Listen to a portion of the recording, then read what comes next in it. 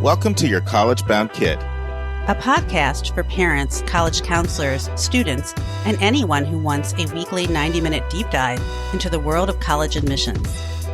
My name is Dave. I'm a parent of a daughter in college, and we live in Chicago, Illinois. My name is Lisa. I'm a clinical psychologist and a college counselor. I am a parent of a boy in elementary school, a girl in middle school, and a girl in college. After 30 years in Chicago, we recently moved to North Carolina. My name is Mark. I'm a college coach in Atlanta and the parent of two daughters. Karis, a graduate of Davidson College, and she is the founder of the Spanish tutoring company, SpanishHelpToday.com. And Joy is a graduate of the University of Georgia, and she is getting her master's degree at North Carolina State University. This week in the news, Maryland is hiring workers without four-year college degrees to curtail its labor shortage. An article by Juliana, Kaplan, and Madison, Hoff of Business Insider. Our questions from a listener is, I heard Rick Clark and Christof Guttentag allude to it on some podcasts, but we are not getting real cutoff info. The schools want thousands of applications, but also want to sort some out. I want to understand how many are quote-unquote real applications. How many are actually making it through the AI? I think that it is very important data for candidates to jump through all the hoops for highly selective colleges. That's Jillian from California. And another question from Jillian from California is, what defines rigor for AI? Is it if they take calculus and physics? If so, does it have to be AP Calc and AP Physics, or are any level of those courses considered rigorous? Our interview is with Rod Skinner, the Director of College Counseling at Milton Academy, on why is it so much harder to get into selective colleges these days? That is part 2 of 3. And our College Spotlight is the final part, 2 of 2, of the University of San Diego with Sylvia Borgo. Friends, every week I am fired up. I look forward to this time when we come together and meet with you. But in this particular week, I'm extremely exuberant. And it has to do with what I said last week. I said there'd be a big announcement. And on Twitter, I said I'd come right out of the gate with the announcement. We promised. So here it is. Drum roll, please. We're going to 2 episodes a week. That's right. 2 episodes. You heard it correctly. So you might be saying, why? Well, there are 3 reasons. We've heard from enough listeners to know there is a demand for this kind of podcast. Now, there are a lot of really, really good college admissions podcasts out there, and there's so much better ones than there were when we started. And there are a lot of great 15, 25, and 35-minute ones out there. But one thing I've learned is there's a market for the in-depthness that our podcast provides. We attract a certain kind of listener that just has an insatiable desire to learn anything about college admissions. I mean, I'm looking at our survey results. We've had 215 surveys. More than 1 in 5 of our listeners have a doctorate degree, either whether it's a medical degree or a PhD. And just a tad shy of 55%, like 54.7% have a master's or a PhD. So what does that mean? Well, that's a lot of school. It means our listeners are sponges for knowledge. They have a ravenous and voracious thirst for knowledge. And so we see it in our survey. Number one reason I wanted to do the survey, actually, was I was trying to figure out, is our podcast too long? Is there really an appetite for this? And people were honest with us. More than 80% of you said it's not too long. And for a while, I was twisting myself in pretzels trying to figure out how can I appeal to the 80% that say it's not too long. Actually, 2.5% said it's too short versus the other 17% that said it was too long. And I have 3 suggestions for the people that do think it's too long. 1, stop and start it like an audiobook. You can do that on your drive. You can do that walking your dog, exercise, chores, whatever. And I learned these ideas actually from listeners who shared them with me. A second one is to listen at a faster speed. So this listener, I did a session with her this week from the Bay Area. She found our podcast 4 months ago, and she's up to episode 173. So she won't even hear this for a while because she doesn't listen to the Kurt when she wants to just go from 1 right up. At the rate she's going, she'll probably be at this one in 3 weeks. But I said, how did you listen to 173 episodes? She said, I listened in 2 times speed. You get used to it after a while. So that's another suggestion. And then the third thing is just use our detailed show notes. I mean, we're really giving you 4 podcasts a week. And look at the show notes and say, do I want to listen to the In the News? Do I want to listen to the question from the listener? Do I want to listen to to the interview? Do I want to listen to the spotlight? Jump around to the ones that you're interested in. For those of you who are in the 18%, who think that we are too long. But you're thinking, so why are you adding another one? Well, we're going to appeal to that 82% with some more content. And there's a few other reasons why we wanted to do it. One is we've heard from you. And one listener in particular really inspired Lisa and I. It was maybe around 3 months ago. A listener, shout out to Susan from Tennessee. So she wrote us and said, I literally get sad when your podcast is over. I have to wait 7 more days for more content. And so Lisa and I got to talking with each other a few months ago, and our plan was actually to launch a second podcast in the fall. But it made more sense from a number of reasons. We already have the market, it's more cost effective to just go to twice a week. So the second reason is this. We want to be able to have more student voices. We want, just like we're having a spotlight and we want to get them out there for hundreds of colleges, we want you to hear a student perspective from all of these colleges as well. There just was no room. We weren't going to go to a fifth part. We didn't want to neglect our spotlights. So we just didn't really have room other than to do maybe 3 or 4 student interviews. This allows us to do a lot more student interviews, but it also allows us to do a lot more other kinds of interviews. According to our survey, 31% of you have a kid in college. You're a lot like Lisa. You've got a kid in college and you've got another one in high school, maybe a couple in high school, one in middle. And so we want to have a lot more college content. We want to be able to interview people in mental health centers, at colleges, academic success centers, multicultural affairs, college professors, advisors, career centers. You can go on and on. So we can do more of that. We also, third point is we really want to get a really nice database of spotlights, like 300 plus. And then we want to reach out to all the public schools, to the CBOs and everyone who's interested and say, here's some free content for you to share with your families. And at the rate we're going, it's going to take 7 years to get to 300. So the question is how does the second podcast work? What's the difference? How's it going to work? Well, starts almost immediately, June 1st, episode 228. So we're not playing around. The difference is this is going to be an interview only podcast. So it'll be like one segment of our current episode right now. It'll be 40 to 60 minutes, and we're going to religiously stay within that 40 to 60 minute time frame. If you have to have this amazing 2-hour interview, hour and a half interview, then we'll do a part 1 and part 2. But otherwise, 40 to 60 minutes. And another thing you'll notice that will be different is, we have a team of a lot more college counselors now. So sometimes it'll be me, and I'll be joined by Susan or by Julia or by Vince. Sometimes Lisa will do her own interviews with psychologists and her own students. And same for the others on our team. Julia's already working on a great interview she's going to do. I was telling Vince, I said, Vince, when I first told him, I said, my man, Dave, man, I don't want to burn him out like we did with Anika. And so I told him about how we switched to once a month. And Vince was like, what about you? When do you ever get a break? And I'm like, well, I don't need a break. I'm energized. But you know what? He's probably right. I probably do need some breaks now and then. So this format, sometimes I won't even be the one interviewing. Other people will do it. So that's what you can look for, effective immediately. The second podcast will go live every Monday, so 3 days after our Thursday episodes. So we'll have this episode, which will keep its same structure, and an interview-only episode. Now, here's how you can help. So what we want to do with the student interviews and the additional college spotlights is we want to go back to a model, something that we've done before, where you send in questions. And so the ideal plan for any student or college spotlight interview would be for you to ask 2 of the questions that we ask either to a student or to the college. And so I'm going to tell you what's lined up for this summer. These are already confirmed. And I encourage you, listeners, to send your questions in. And I'm not going to absolutely promise for sure we'll take 2, but I don't see the reason why we won't, because you guys sent in great questions before. I'm sure you'll do it again. So very briefly, I'm going to tell you all of the people that are confirmed already.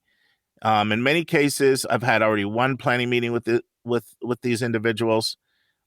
This is the most senior level person in the admission office at the following schools. So if you hear a school that appeals to you, Write it down and send in some questions at questions@yourcorrespondentkid.com. All right, here we go. There's 21 of them confirmed for summer interviews. And I'm doing more, by the way. This already who's confirmed. Chapman in Orange, California. Michigan State, East Lansing, Michigan. American University, Washington, D.C. Pitzer, Claremont, California. St. John's College. Now, that's not St. John's University in New York. St. John's College, the Great Books program. They have both a Maryland location and a New Mexico location. The University of Pittsburgh, Connecticut College, Hamilton College, Trinity College, and that's Trinity College in Hartford, but also Trinity University in San Antonio. Both of them are confirmed. The senior level person in the office.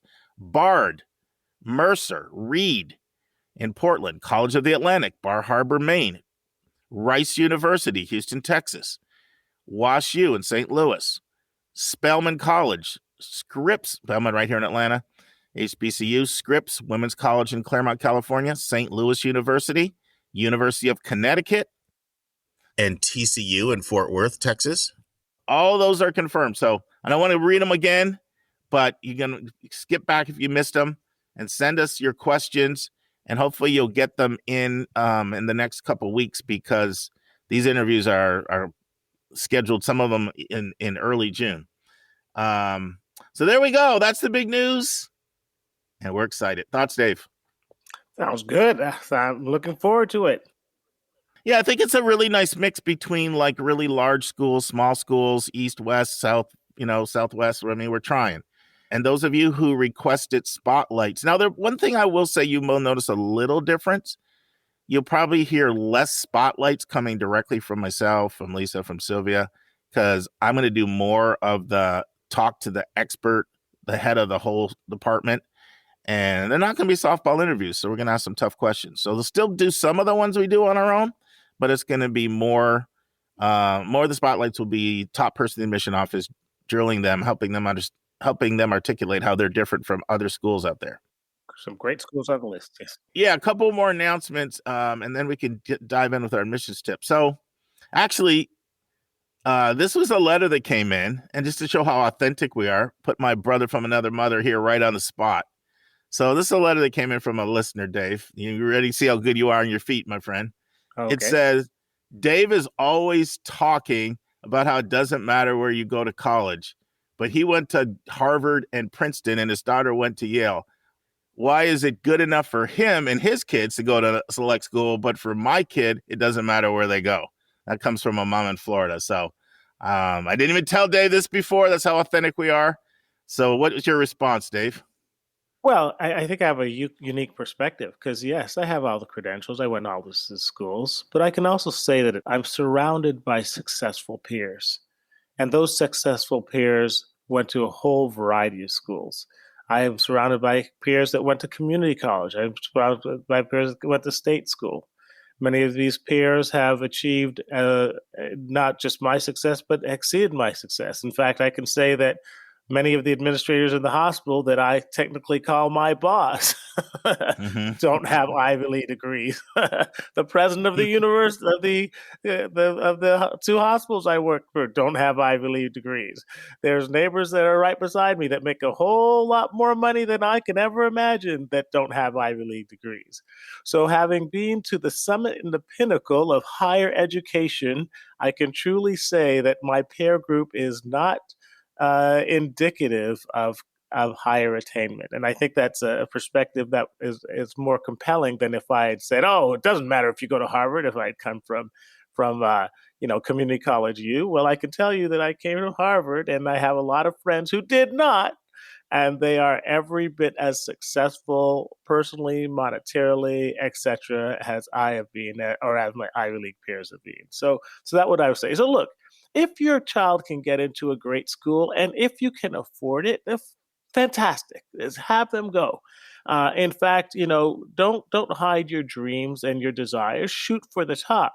But if for whatever reason your child goes into another place, as Frank Bruni says, it's not where you go that's going to make the difference in life. It's who you are and what your dreams are. And there are so many vehicles to get you where you want to go. It goes to my running shoe analogy, man.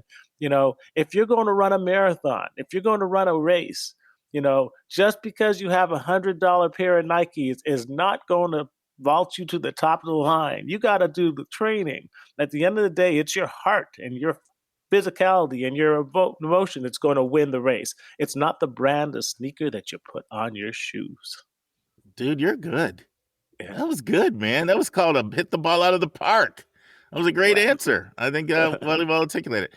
So I want to make one more comment about something we talked about last week that's been on my mind, and then we can jump into today's episode. So I commended Stanford for their transparency in saying what they look for in extracurriculars to be competitive.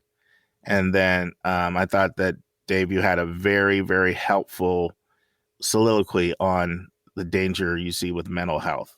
And I knew that that was going to resonate, and it did. And multiple people reached out to us through the week and said what you said was very impactful. And I recognized what you said was impactful and had a very important point, and I rode with it. But I agree with everything you said. But I do want to point out something that I think is an important distinction. And I'm not sure if you'll agree or not with me on this, Dave, but we're both authentic. We'll share our views. So the first thing I want to say is Stanford would never speak to a class of students and say, you need to do this angular thing. Like, they would not say that. There's a difference between what you say when you're meeting with people who send you kids and you want them to send you kids who can be competitive in the admission process versus what you say at an information session or a fair or presentation. Those are different messages. And so that's just really important. And when you're on the placement side, you know what? You love it when schools are transparent with you. You love it when they tell you, this year we're going to be taking, whatever it is, we're going to be taking more, could be anything, it could be, we're going to be taking more rural kids, or we're going to be putting we got a new dance program and there's going to be, some money allocated there. So we're going to be taking more kids to that department or whatever. Like, we over-enrolled last year. And so the number's going to be tight. Like, you love that. So that's the first thing I want to say. But the biggest thing I want to say is, so I do support this idea of a well-rounded class, which is what most selective schools do. They'll look for talent everywhere. I'm reminded of a story of a student Susan and I worked with, went to Harvard, talked to him when he first got to Harvard. He didn't like it. He didn't like it at all. End of his freshman year, he loved it. I'm like, what happened? He's like, every kid here is extraordinary. You just think talking to some kid and you think they're average. The next thing you know, you find out that this kid won the national, chess champion. This kid won this and that, the other. Everyone's so extraordinary. It makes for such an amazing student body. So that should not be attacked, in my opinion. And I'll give a couple examples. So 2 sports examples. If you're Duke, you could be a 5-star shooting guard or whatever, and you may not get a scholarship. If you're a football player, you could be a 5-star defensive end, lineman, wide receiver. You may not get a scholarship because that's just how selective those institutions are. And it would be wrong for a kid to say, well, I have bad mental health because I was trying so hard to get into Alabama or Duke and it never happened for me. So, that's their fault because they're looking for some really precise need to make their team better. That's not fair to blame Duke or Alabama. They're just that selective. The last example would be Google. Let's say Google is looking for a new director of artificial intelligence, and they want the person to be 26 years old or younger, and they're going to pay them $800,000 and a private plane and all kinds of benefits. And they're incredibly precise about what they want. I want you speaking 4 languages. I want you doing this and that, this, that, the other. It would be wrong, in my opinion, to blame Google. Like, I have bad mental health because I tried so hard to get this position and I never got it. I don't think it's fair to blame Google, Alabama, or Duke. Like, you gave me bad mental health because I pursued your opportunity and I never got it. I think the right answer is just to adjust your expectations to the selectivity of the position you're going after. Because I kind of felt like last time, and I could be wrong, that you were saying it's so wrong for these schools to go for this angular kid. And that's how a school is going to be. You're going to want to have the best well-rounded class, and every talent what you don't have, that's what you're going to look for. I think the bigger issue is we have to get out to the public to stop expecting something that is such a long shot and to learn to accept that there are many other options that are not as hard to get into. I'm going to use a dating analogy that has gotten you in trouble in the past. So I agree with you. Let's change the dynamic and put it on. Let's say let's say that there's a woman who's looking for a guy who's 6'5", blonde hair, light, tall, Scandinavian, whatever. Okay. And she looks at you and say, you ain't like that. I'm not looking for you. Are you going to basically beat yourself up because you don't make this ideal of this one particular woman in the world, or man? You could do the man. Or are you Sure. going to say, I'm not looking for you either. What I'm looking for is someone that is X, Y, and Z. Maybe I want someone healthy or big or small or tall or the bottom line is you have your own criteria of what you find is attractive and what you want in life. And you are not going to set your standards of a life partner based on some other random person in life because their criteria is irrelevant to you. And I think that's the way the college process should be. We have to have the students and the families reclaim the power that they have to choose the institutions that are right for them, not to be focused on whether they're right for one particular institution. Does that make sense? So, whatever is Yeah, unique yeah, it makes about your total sense. child, you know, you should be looking for that. And don't worry if you don't fit the narrow criteria. Right, I can agree completely with that. I was coming at it more from the school standpoint. Like, it's not wrong for a Yeah. school to say, we're looking for a well-rounded class. Here's where we think we're soft or where we lack talents, and go for someone who's exceptionally strong in that area to round us out. And spiky, angular, well lopsided, pointy, or whatever you want to call it. That's what schools do. That's what I did when I was in admissions, and it's not anything wrong with that. Now, I do think you need to be bringing in people that are mentally healthy as much as possible, but I just wanted to make a case for it's not wrong for a school to say, I'm going to go for a well-rounded class, which might, and look, I do think a school should take some well-rounded kids, and most schools do take some well-rounded kids. I've said before that it's just hard to stand out. Go ahead. And I agree. I agree with that. My issue is that I disagree with that being the gold standard of what we should be holding up as what is healthy and right for colleges. Of course, these schools can take whoever they want. They can set the criteria, whatever strange things. If they want to say today we need a bassoonist and a French horn or a trombonist, or we need a one-legged hockey player who's blind in the left eye to meet all of our criteria. Okay. Fine, I get it. That's your right. But what's crazy is that we are holding up these schools as the gold standard of some form of ideal or selectivity, and people are trying to pigeonhole their psyches and their individual talents into these weird criteria, and it's making everybody crazy because of that. No, I agree. But part of the problem is that people just do not know how selective the schools are. And that's one of the goals in what we're trying to do. I really think sometimes if you can help people to understand it, then in some cases people will readjust. Right? Some of it is just the lack of hey, let's face it, Dave, it's really hard what we're asking parents to do. I mean, 2004, University of Chicago takes 40% of their kids. You go from 40% to 4 that fast, and I could give many, many more examples. The early 90s, most people got in Penn. It's like, that's right. And so it's a disconnect between parents' experience with this process and where it is now. And then you throw in blitzing people with so much mail through student search and the kids getting all this mail. I totally understand why there's the disconnect. And so that's why I see part of our role as an educational role. Having said that, there's a kid that should be applying to those schools, and it's not just your daughter. We get letters all the time from podcast listeners that say, I listened to your podcast. There's one that we got from a family in Maryland. You know this, Dave, because Lauren talked to her. I listen to your podcast all the time, and I partly credit it for my own kid getting into Yale. And we arranged for your daughter to talk to that student. We've had similar things for that for many of the others. So I don't want to also say nobody should apply to any of these schools.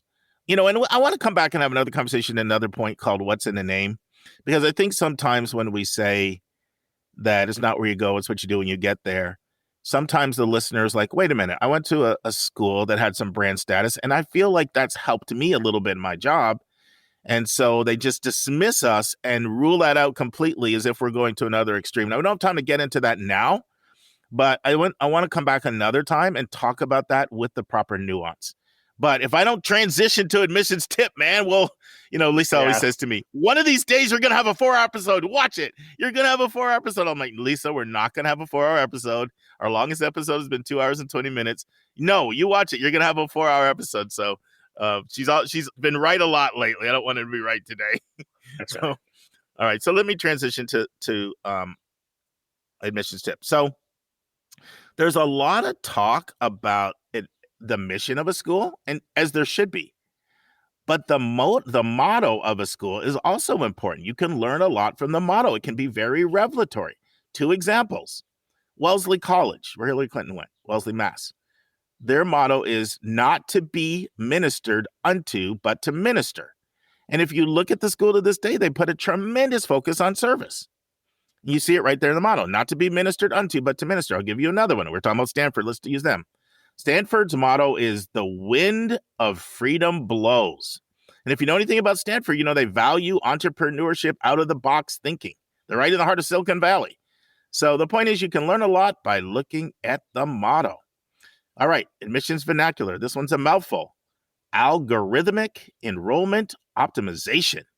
This refers to how colleges use artificial intelligence to assist their admissions decisions. And we're going to be talking more about that in our question from a listener section. What is algorithmic enrollment optimization? Our big number stays on the same theme. It's 700. According to the Brookings Institute, over 700 colleges hire 5 different firms to use AI in their admission process. So you want to know a little bit more about how they use AI, what it's used for, what it's not used for?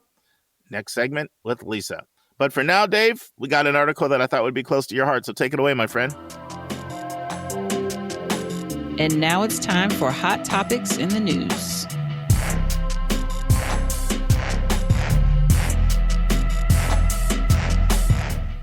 Episode article. Maryland is hiring workers without 4-year degrees to curb its labor shortage. There's an article by Juliana, Kaplan, and Madison, Hoff of Business Insider. So right now, a whole lot of employers are saying that they can't find workers, but there's a labor force of millions that's still untapped. Because even as employers have complained for months that they still can't find workers, many may be inadvertently filtering out workers with the right skills because they have no college degree. That's according to the authors of this study. So the state of Maryland just announced that it's hoping to bridge that gap. Governor Larry Hogan said that the state of Maryland will remove the 4-year degree requirement for thousands of state government roles. A press release notes that this is a multi-pronged, first-in-the-nation workforce development initiative. The idea is to fill roles with some of the over 70 million workers in the United States without 4-year college degrees, who are what they call, quote-unquote, STARS. That's an acronym that stands for Skilled Through Alternative Routes, which means that they have real-world experience. And to quote Governor Hogan, quote, one of the many costs of the COVID-19 pandemic was the impact on our workforce. We are still seeing significant shortages across so many industry sectors. STARS represents an untapped pool for employers and a potential long-term solution to these shortages. And then the president and CEO of the Maryland Center on Economic Policy, Benjamin Orr, added that, quote, removing those barriers in state government positions will create more opportunities for the hundreds of thousands of Marylanders who don't have 4-year degrees, all right? And so just to sum up before I hand it over to you, Mark, what is the potential pool of people with no college degrees? Well, as of 2019, 2/3 of Americans over the age of 25 didn't have a bachelor's degree or higher, with that number higher for Blacks and Hispanics. And the unemployment rate has been consistently elevated for Americans with a high school diploma but no 4-year degree, even during the economy's robust recovery, okay? And so it says that the initiative to tap stars is a good thing because inflated education requirements often serve as a barrier for people from low income backgrounds. And with that, let me turn it over to you, Mark, and see what do you think. Well, several things, Dave. One is that, man, college is really under assault. Yeah. So one, you have the birth dearth, and we've talked about that before, the demographic cliff. We've recommended Nathan Grau's book, and a recommended resource. He coined the term birth dearth. He's considered the foremost economist out here who studies these trends. He's a professor at Carleton. Highly recommend you read his book if you want to really see what's going on. But basically the idea being that when the global financial crisis hit in 2008, people drastically reduced the number of kids that they had. And so one thing you can do in college economists do, they look at, you have an 18-year head start to see what's going to happen. So you see those births went down in 2008, project 18 years out. That's 2026 is when you start to see those kids go to college, and there's less of them. How are colleges going to handle that? But secondly, you've got the devaluation of college, especially in conservative circles. It's the Fox News mindset that's all propaganda, and there's no tolerance for disparate views. There's got to be complete allegiance to the ideology, and they don't want exposure to any other thoughts. Started out with attacks on critical race theory. Now it's moving into attacks on all Black history, and you're seeing things like loss of tenure for people. And so there's this real authoritarian strain that's moving into our country that is very much anti-college because it sees colleges opening up people's minds to a thinking that's different than the propaganda that they're spewing. And I know that I'm revealing some of my political biases there, but you know what? I'm going to be authentic with you. You know how I feel. So I'm not going to try to pretend I have a different view than I do. So there's that. Then you have what's happening with finances and colleges.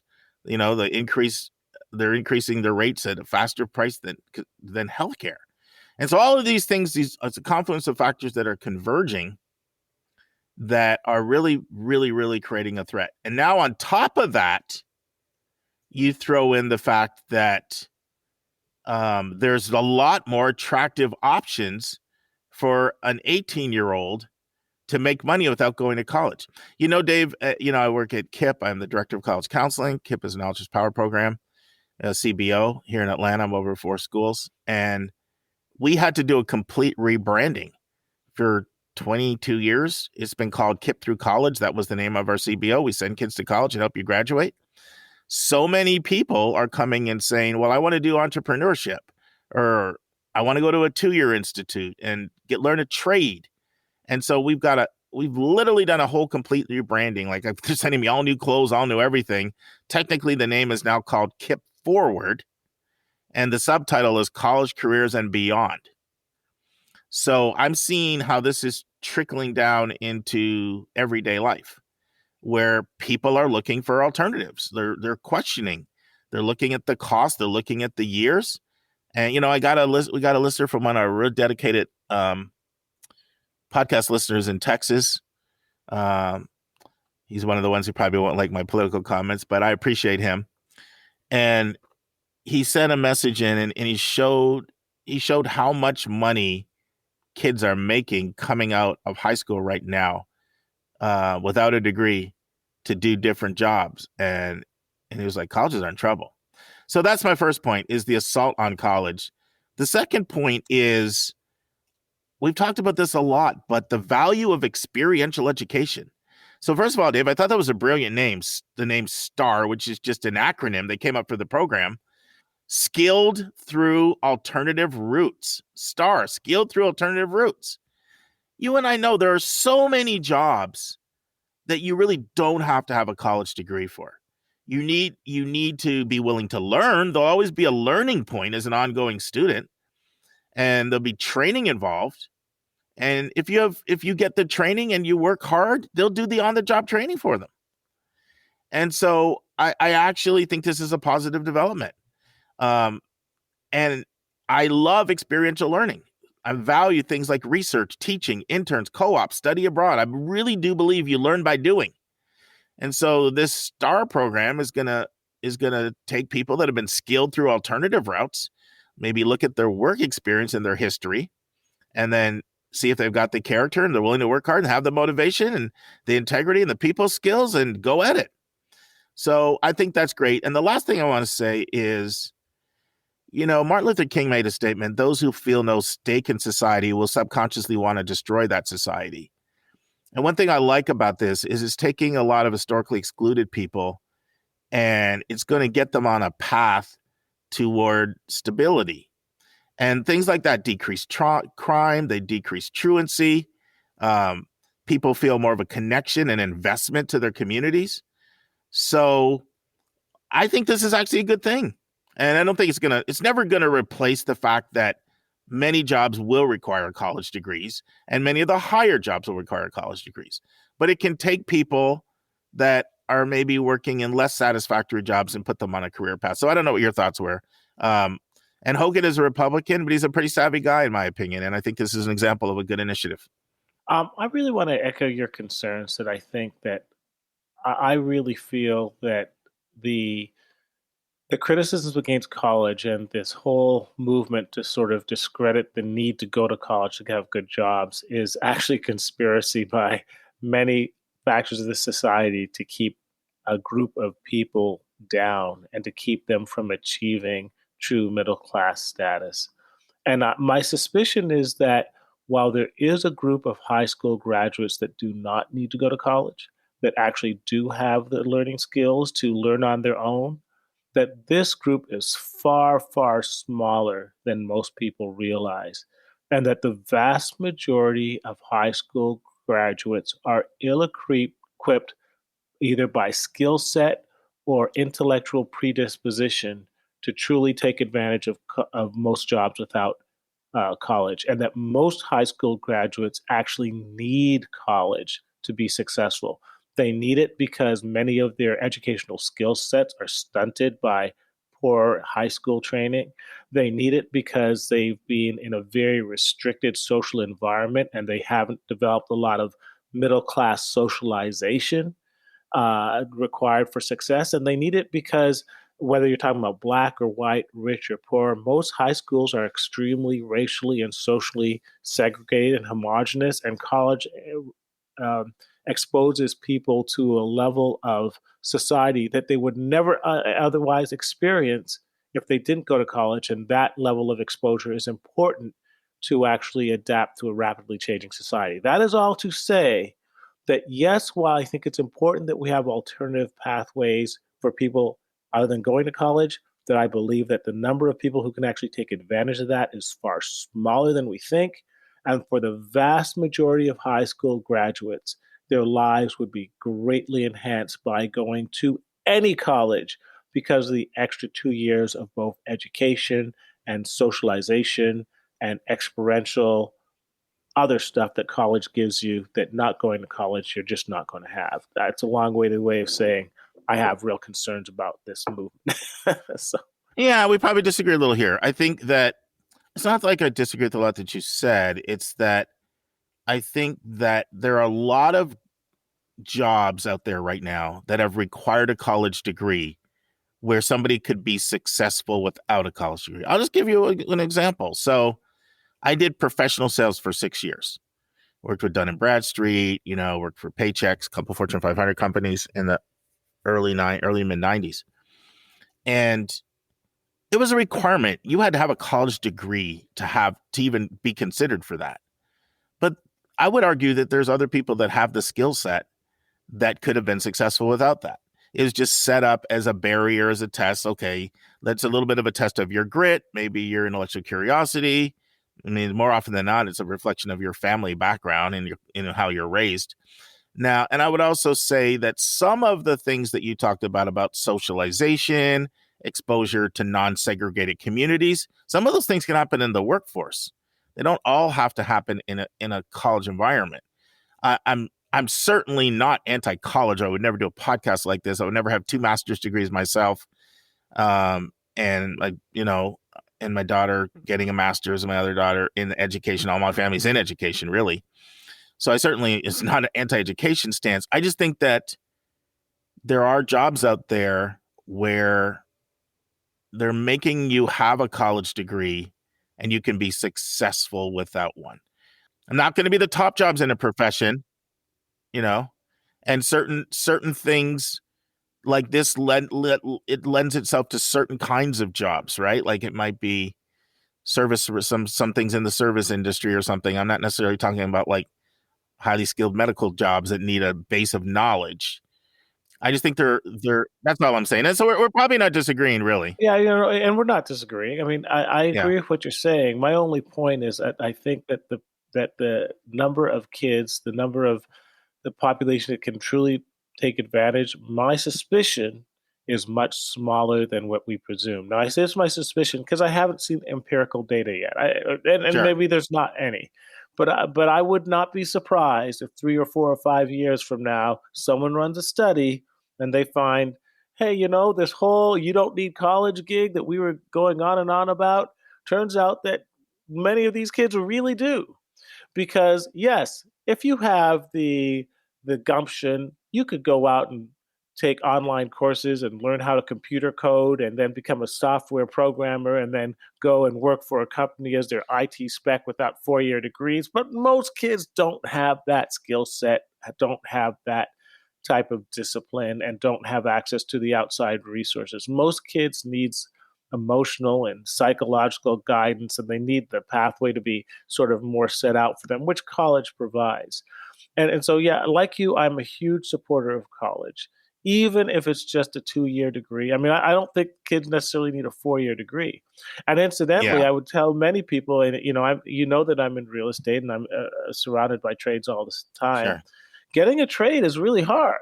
It's in many ways that takes a lot more dedication than it takes 4 years to become a bricklayer, another 8 to become a master bricklayer. It takes a lot of time to become a carpenter. You have to know basic math skills to become an electrician. The plumber's exam is extremely difficult because you have to know Pucell's law and you have to know all these things about pressure flows and so forth and the metrics and so forth. So, the assumption that, you could just become in these very lucrative trades without a college degree, well, your training is the equivalent of a college degree or even more. And the jobs that really don't require a college degree and don't require a lot of extra motivation and training and to get the skill sets, by the way, a lot of those jobs really aren't worth having. Yeah, maybe you can DoorDash your way to success in life, but most people don't see those as permanent jobs. So once again, I just think that this whole you don't need college, you can do it on your own, and it's Yeah. I think that's No. being I overdone. think the way you define it, like especially when you talk about 2-year, you're Yeah. including 2-year as college. Then yeah, Yes, here's what you absolutely. need.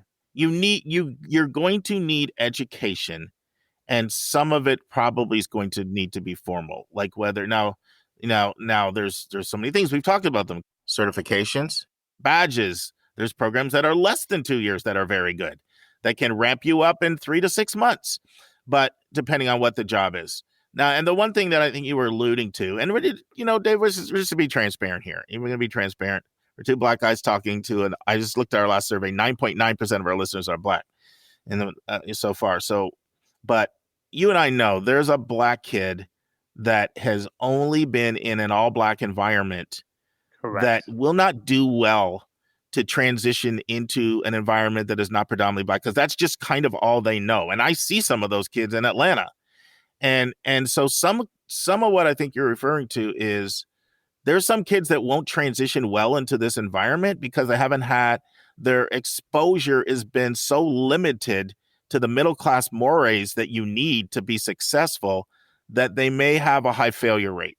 And I think that's part of what you're saying. And and I think let's just throw it out there. Like, no use hiding it. It is what it is, because there's a socialization component Yes. that can happen in college, especially if you're in a really diverse environment. I think about this family I worked with, black family from Chicago on my KIP side. And the dad said to me, I worked with both his kids. They both went off to private schools. One did a boarding school in Virginia. Another did a really good private school in Atlanta. And he said, you know what? When I got to college, it was the first time I'd ever been around white people, and I was in complete culture shock. And I Yeah. do not want that to happen to my kids at age 18. And so he made sure that they got that exposure earlier. And they're both really, I mean, they're both doing really, really well now. One of them actually has a Duke degree in biomedical engineering. Absolutely. I mean, if you come from a public school in Chicago, you're not going to have and even if you graduate, hey, with a solid grade point average from Chicago, you're going to need several more years of college to bring your English up to spec, to bring your mathematics to a level where it's functional, and also to get exposure to a diverse environment and to learn the cultural skill sets necessary to survive. You just can't go to a predominantly white corporate institution and expect to thrive for a variety of reasons. You need college as that to continue your education on multiple levels. And then I would also argue that there are a lot of white kids who come from rural environments that have never been around minorities. And similarly, college provides them an opportunity to expand their multicultural experience, which is so necessary because you just can't hop into a multicultural corporation coming from a narrow socioeconomic environment and expect to thrive as well. So it works on multiple levels for multiple kids from multiple backgrounds. College is very important. Yeah. So I think we agree. I'm probably a little more an advocate of some of these certifications and badge programs that are even shorter than 2 years.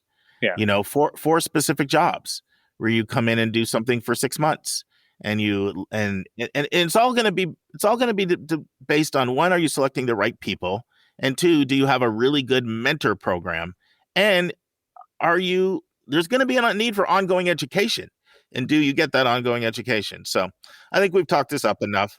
Yeah, I just want to say, go back to our earlier podcast about the nursing degree. Many kids will go to a community college, get a 2 years associate's nursing, and then they're working and they're making money. And then they'll go back and get the bachelor's of nursing, and they're making more money. And then they go back and get a master's. And next thing you know, they're the vice president of a hospital. So, I mean, there's a real progression that can be had from going from community college, getting a skill set, working, getting money, and then continuing your education on that. But it starts with at least continuing some level of education, at least on the community college level. Yeah.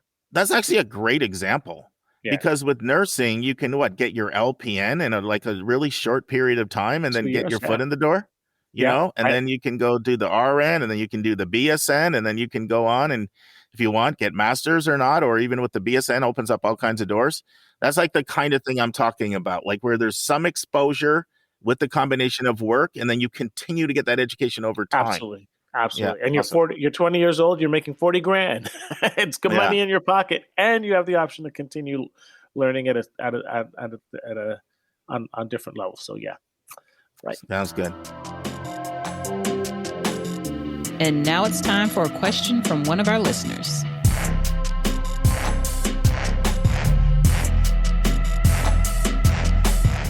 Okay, Lisa, no preamble today. I'm just diving in and Okay, yes, sir.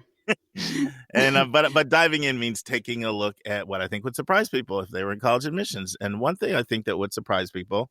Now, this is something that I hear from people who started out on the admission side and then they went to the other side of the desk, to the counseling side, is that you're kind of removed from the pain, emotional pain people go through when they get denials or waitlist, that disappointment. Like you're removed from that. And so it sort of just becomes, I don't say numbers game, but you make your decision, you move on. You make your decision, you move on, and you're not really aware, like, oh, wow, like the earthquake sometimes, that effect that it has. And that's one of the biggest things I find that I hear from admissions people when they flip to the counseling side, is like, oh my goodness, I had no idea. Like, daggers in the heart kind of thing. Yeah, you get removed from the human aspect of it. And so if someone flipped from this side to that side, they would experience that. They would probably feel a little maybe callous or, just removed from that, especially if they've been through the college process before. So just what came to mind. I'll keep sharing these little nuggets as they pop in my mind. You ready for 226? I am. We've got 2 questions today, and they're from Jillian from California. Here's question number 1. I heard Rick Clark and Christof Guttentag talk and allude to it on some podcasts, but we're not getting real cutoff info. The schools want thousands of applications, but also want to sort some out. I want to understand how many are, quote, real applications. How many are actually making it through the AI? I think it is very important data for candidates that jump through all the hoops for highly selective colleges. And then another question is, what would define rigor for AI? Is it if they take calculus and physics? If so, does it have to be AP calculus and AP physics? Are any level of those courses considered rigorous? Okay, so first the thing I want to say is AI is a reference to artificial intelligence. In case someone wasn't following that, I know most people probably know that, but maybe not everybody does. And I also had some communication with Juliana just to get greater clarity as to what she's referring to. And I actually went back and listened to both of the podcasts that she's referring to.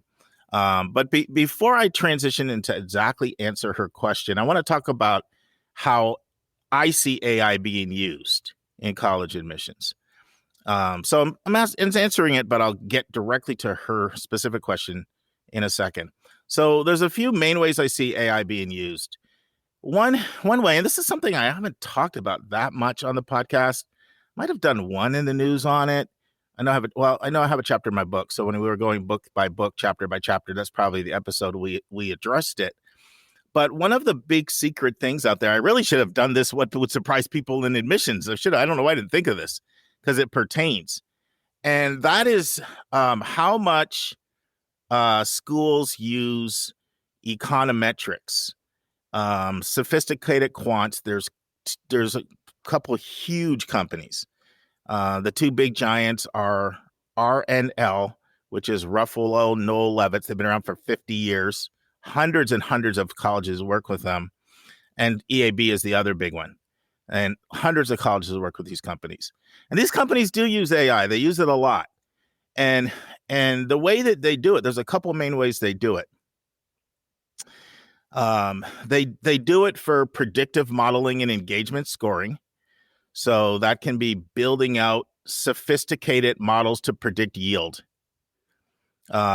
And they can crunch all kinds of data and help an office decide how many people they need to admit to get the students that they need.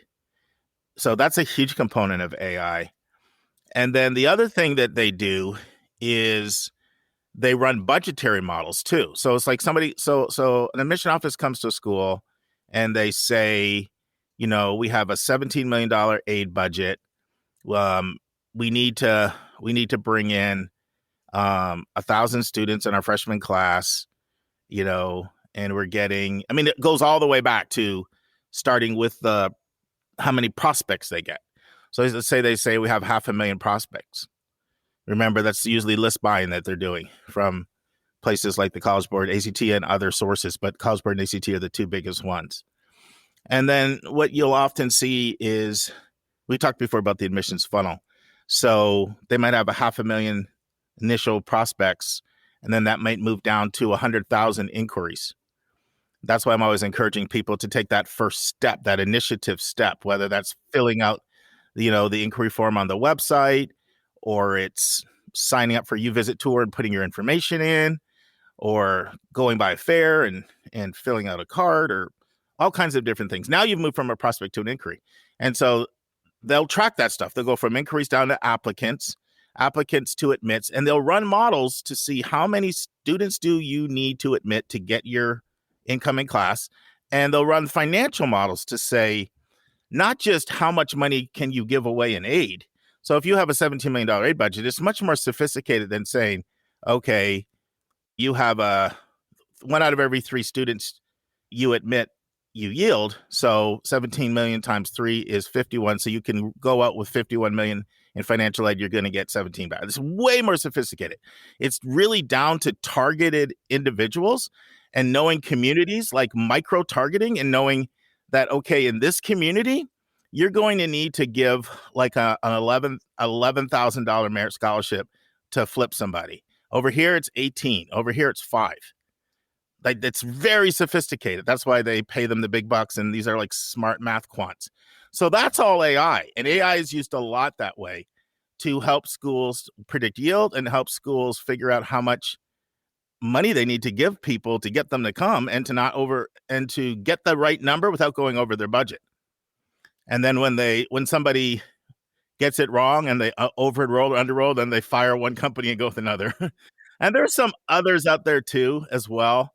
I gave you the big two in the industry. There's always like little small guys jumping up, and there's another company, boy, on the tip of my tongue right now. I'll probably think of it in a second.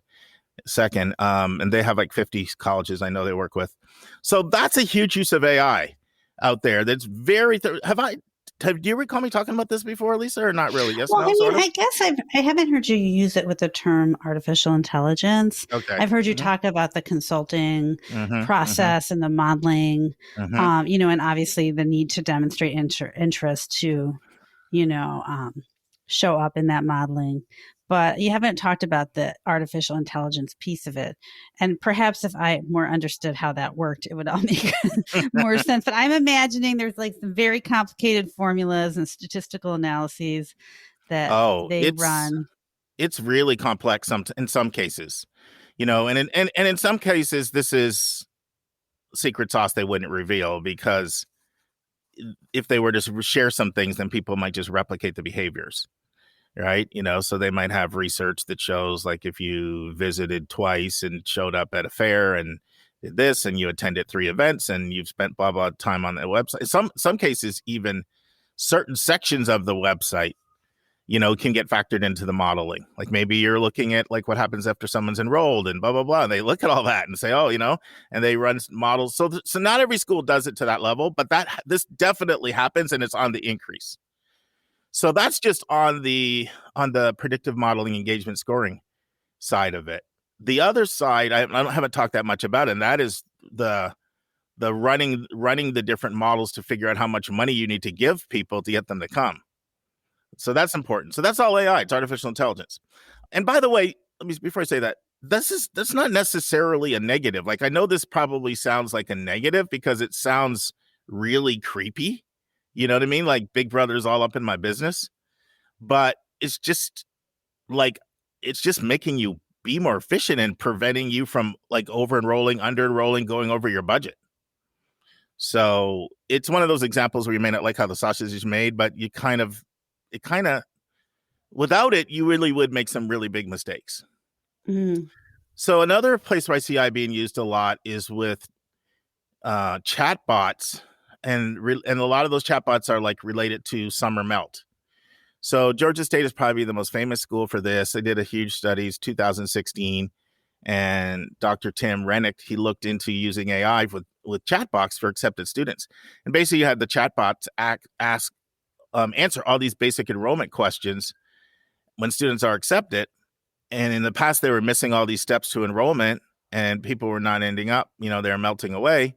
And I mean, they've done they've won awards, they present all over in terms of how they significantly reduce their melt. And Georgia State has also done similar things to help with increasing retention and graduation rates. So all that is use of AI. And AI can be, it's an ethical issue. I mean, one of the experts in the field is Kirsten Martin, professor of technology and ethics at Notre Dame's Mendoza School. And this is a quote from Dr. Martin. "The key is the data that I have in my possession. Data is not clean of the sins of the past." Martin noted how the same AI program could reduce or reinforce biases to recruit students in admission. Example, a school could identify marginalized communities that the university has not reached out to historically and use AI to recruit more students from more underrepresented backgrounds.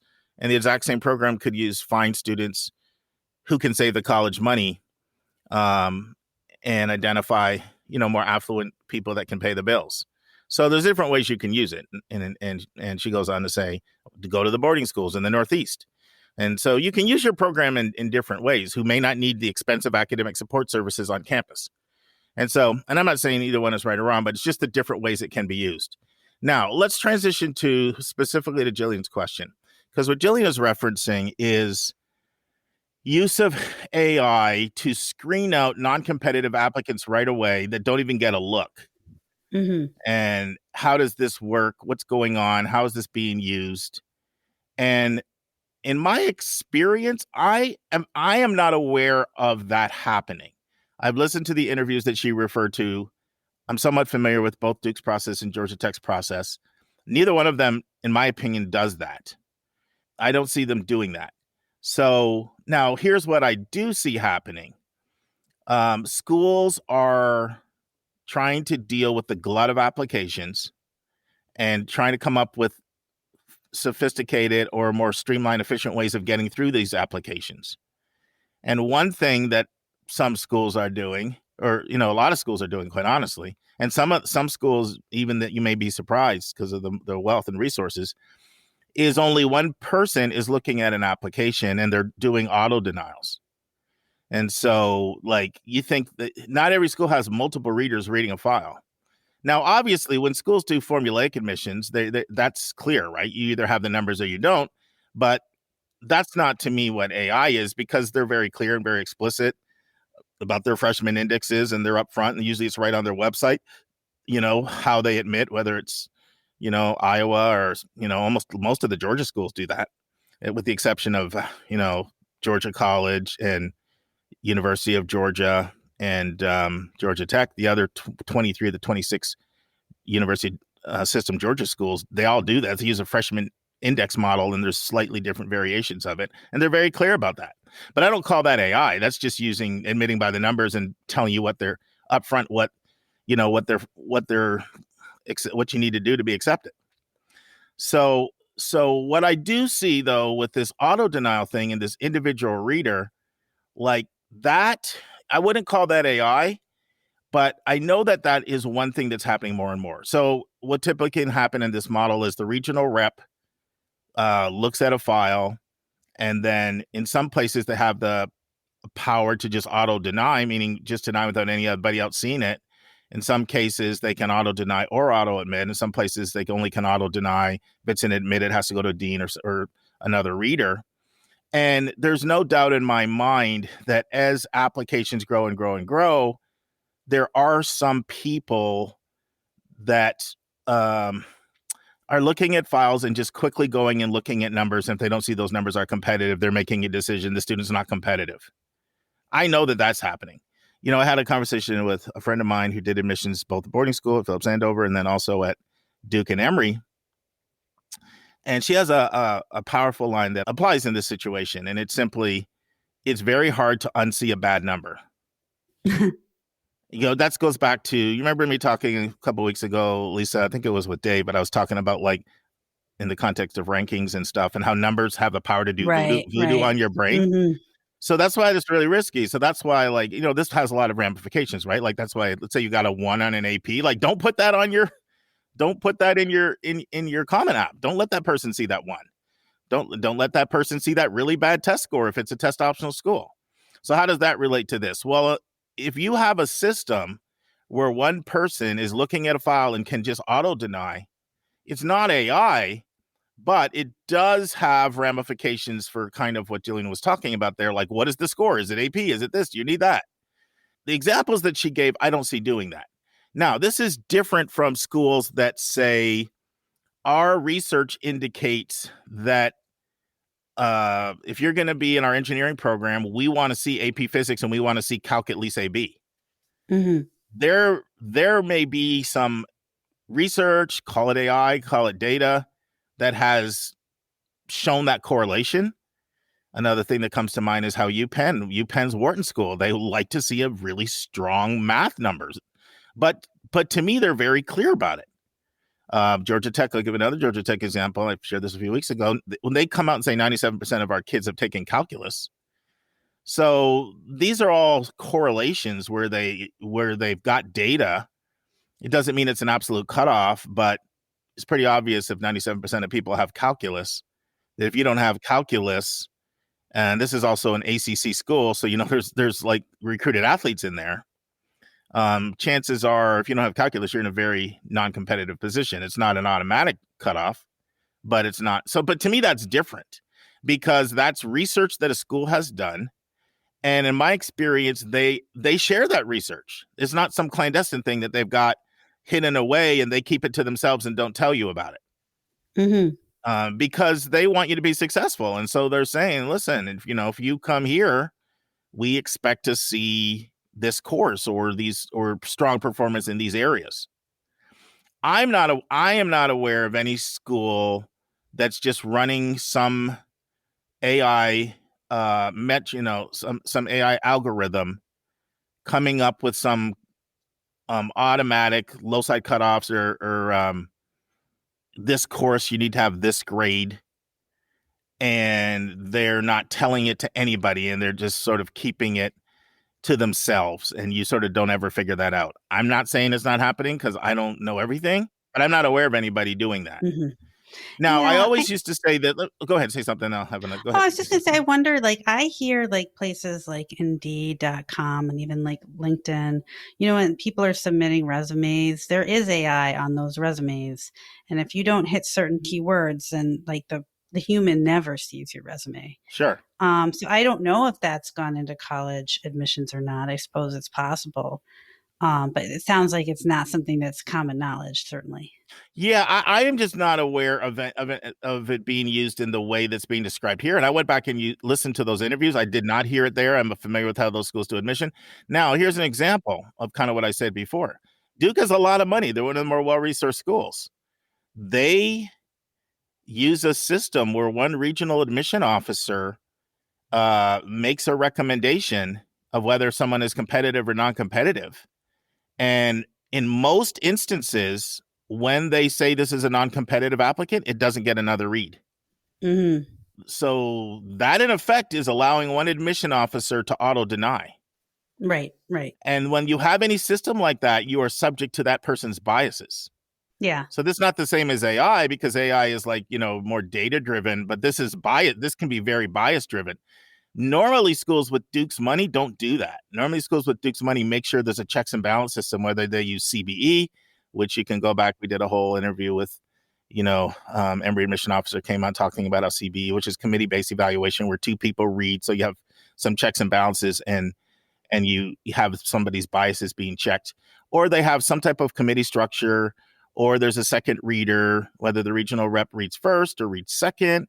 And there's literally zillions of models out there. Like, I mean, literally, there are so many models out there when it comes to how files are read. Your head would be spinning. I mean, I can't even imagine how long this series would have to be if we tried to. I haven't even attempted to go over. That'll be our longest podcast episode yet. I think I might get a migraine myself. Marathon, on that one. 24-hour. I mean, there was a time when I was trying to keep track of all of them. I think the only thing where there's more that exceeds the number of models out there are the number of different admissions titles.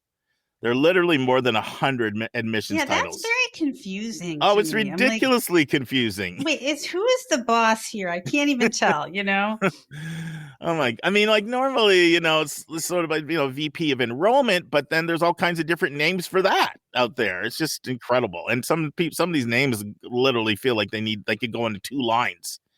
I think sometimes they say, well, we can't pay you more, but we'll add some more things to your title. But when it comes to data-driven models that make a cut automatically, here's the closest thing that I would say I do believe happens with this.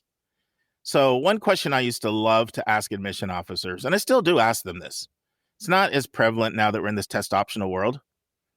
So one of my favorite questions I used to ask them, I used to say, what numbers, making test scores, what numbers make you nervous? And what numbers, for all intention purposes, they're basically a cutoff, right? Like, unless it's some incredibly unique situation, a president's kid, or maybe, some just really, really unique hook. All of a sudden, like Bill Gates wants to give you $100 million or something, some unique thing. For all intents and purposes, you don't go there because your data indicates that people with these numbers haven't been successful.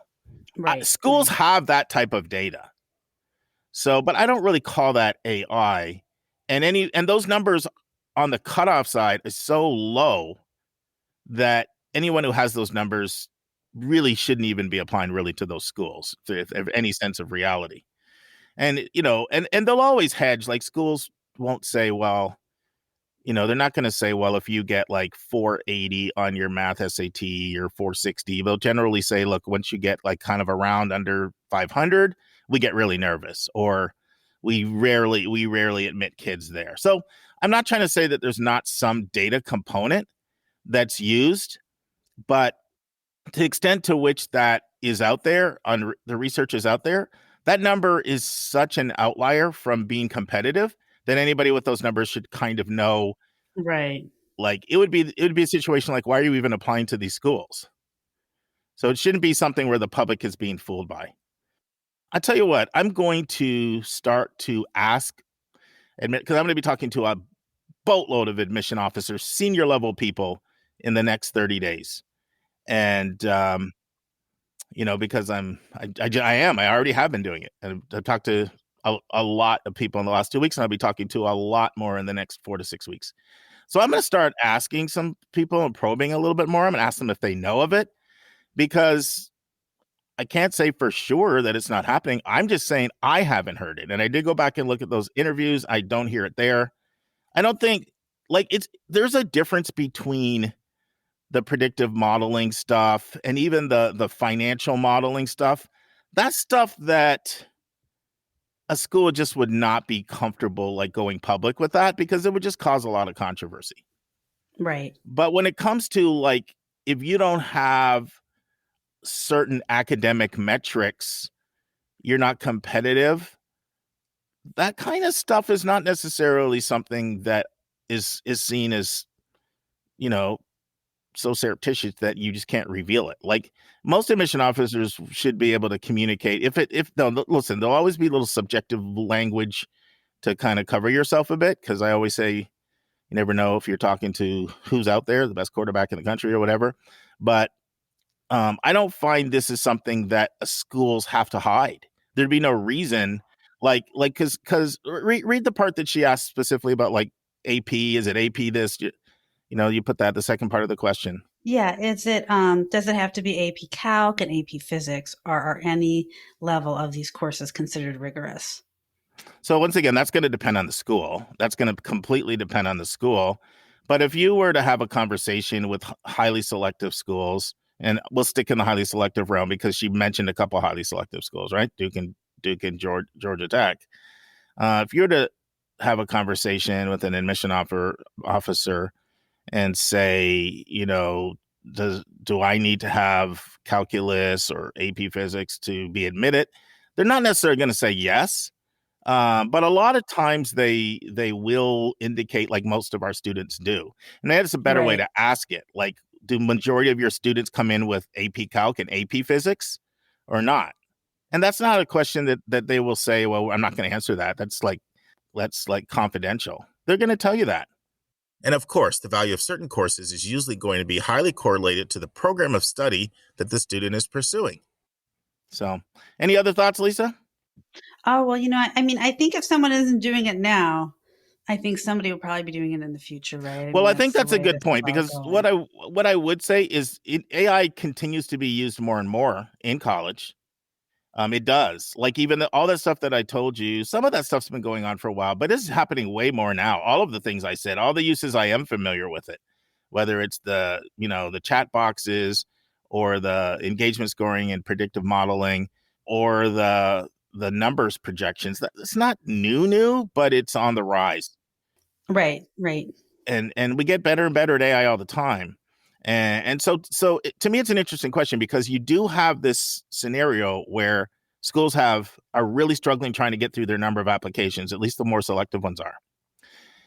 And then you have increased use of AI. So theoretically, you could make the implication, you could say, well, that put 2 and 2 together and say, well, why would they not?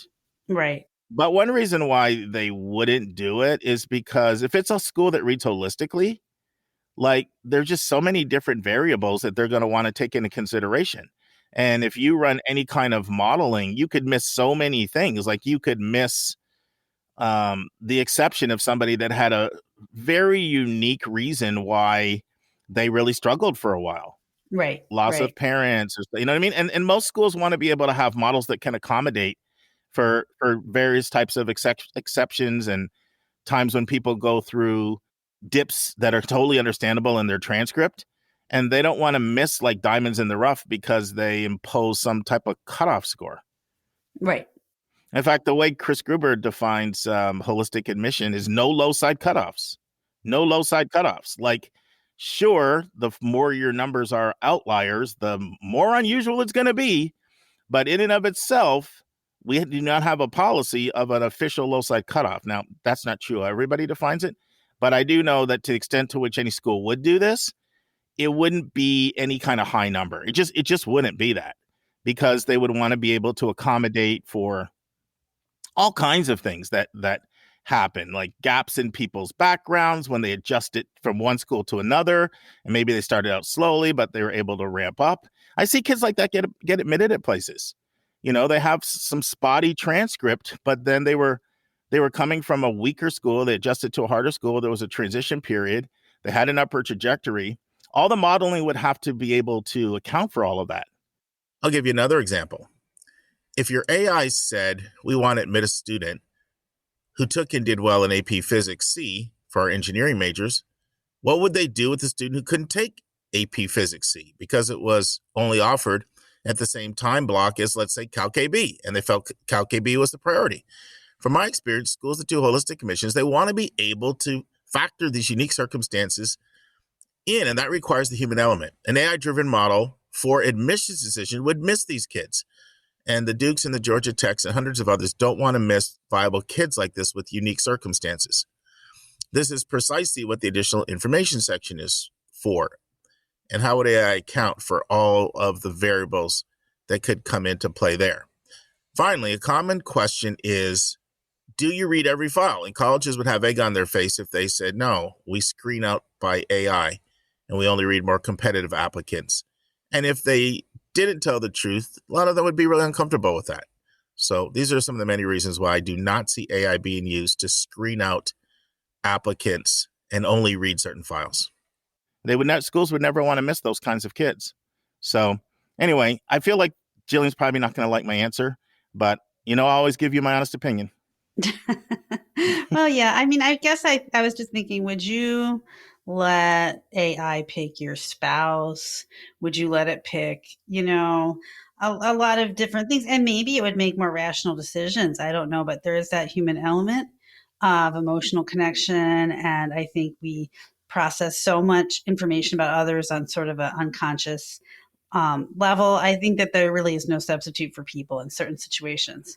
You know what? And I really actually like that example because an admission offices feel that way too. Like they feel like the input that the skills that I have refined over the years of looking for things like curiosity and kindness and resilience and studying this school and how this school, students from this school have done at our school, they feel like those human things allow them to make wiser decisions. Like I just don't see admissions officers feeling like, oh, a computer can do all that way better than me. Well, and I think like for my, psychology work, I mean, who knows how many people I've done diagnostic evaluations and talked to. And at this point, I feel like after 20 some years of doing that, like I can tell pretty quickly, like this person has some significant mental health issues. This person is just a little anxious. This person's great, and I don't think a computer could do it as quickly as I do at this point. But, I think, that's I think another sort of example of where, the human experience and intuition and, becoming really familiar with something, it might be more effective than a computer. I will say, I agree. And I will say one thing, and this is just me drawing off an experience I had when I was doing boarding school admissions.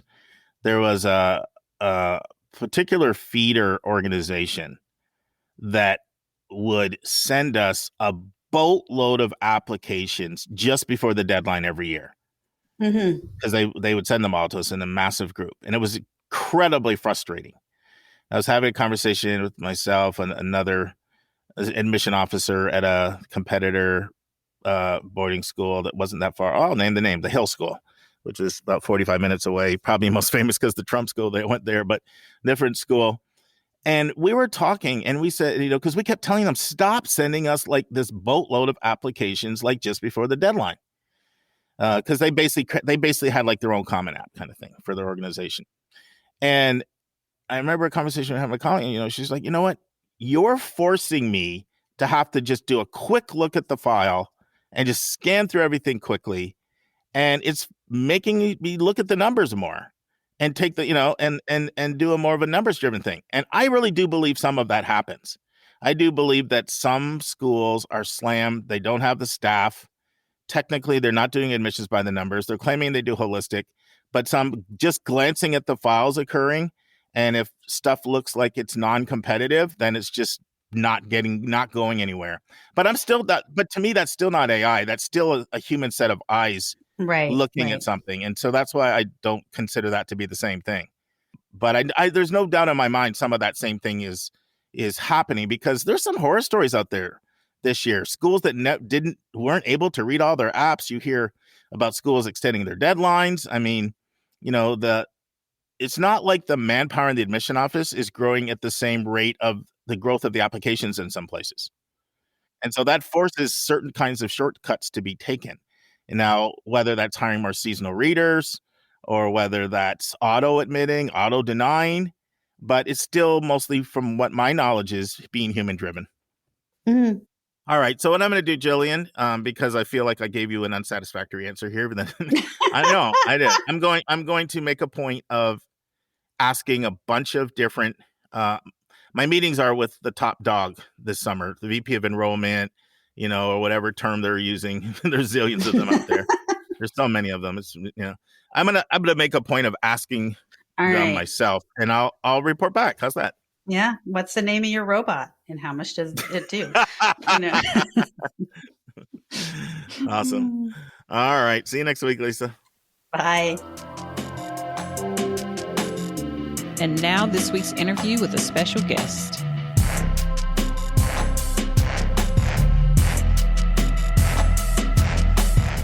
Well, friends, hopefully you heard the first part of my interview with Rod Skinner.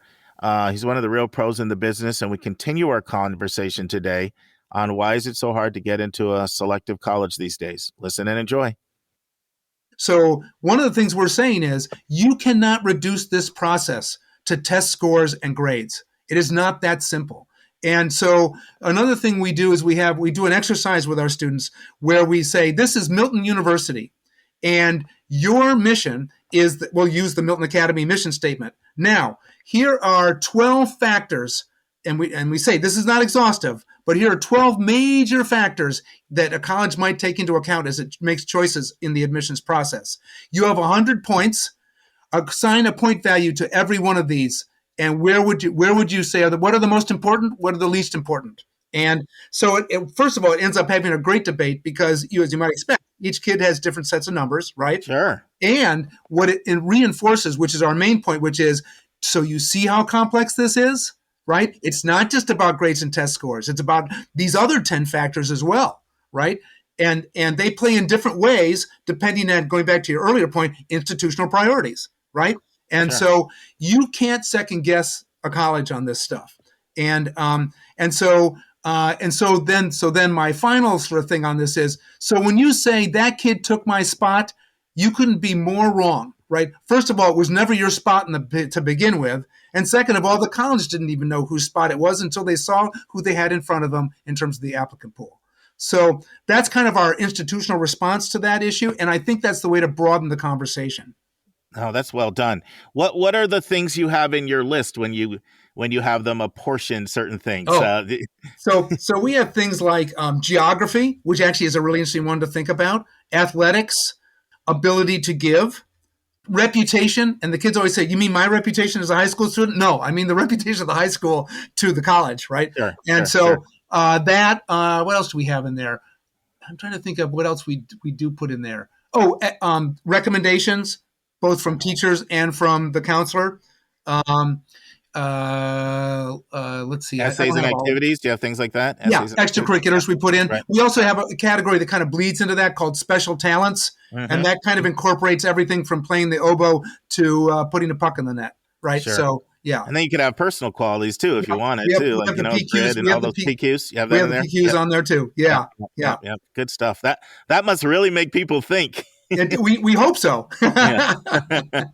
Oh, that's great. Yeah. I'm curious, do you find people express the same attitude toward athletes. Like, this athlete took my spot. We do get some of that too. Yeah. And let's face it, that, legacy is now becoming under sort of more intense scrutiny than ever before. And with Amherst's decision and a couple other schools, that's a big deal, right? Athletics has not yet come under that kind of scrutiny. And I think that's the next frontier if we're really going to build a democratic process. Yeah. Because now too many sports have become sort of the province of the privileged, Sure. right? You can buy your special coaches, you can buy this, you can buy that. And so there are very few sports that are sort of quote unquote democratic, but there's also the part where if you've got 60,000 kids applying to a school where they're only going to take 2,000, right? Yep. And you're now going to say that out of that 2,000, you're going to reserve 200, a tenth for one aspect of college life. I think that's a tough argument to make. And so I think there's going to have to be some questioning. And I'm a 3-sport athlete myself. I love sports, Sure. but I think it works against fairness. It works against equity, and that's the problem I have. And I think you've seen this like I have. I mean, being a recruited athlete is one of the easiest ways to get into these more selective schools. I'm not saying that they take anybody, but you can clearly see the extra thumb that's getting on the scale. Yeah. For athletes. And I'm not saying that there's not value to that. I ran track in college, and I believe in athletics, but I think you're asking a good question. Like, how many and certain sports, not all sports do as much for the college either, right? Like some sports really bring people together and the community together, and you could argue even bring revenue into the school in certain cases. And other sports, it's sort of hard to argue the overall way maybe you're enhancing the educational quality of the environment. Would you agree with that, Ron? Yeah, I could see that. Although I think it's maybe a little overrated, but yes. Yeah. Having said all that though, there's also this built-in assumption that athletes can't cut it academically. There are a lot of really strong academic athletes out there too. Sure.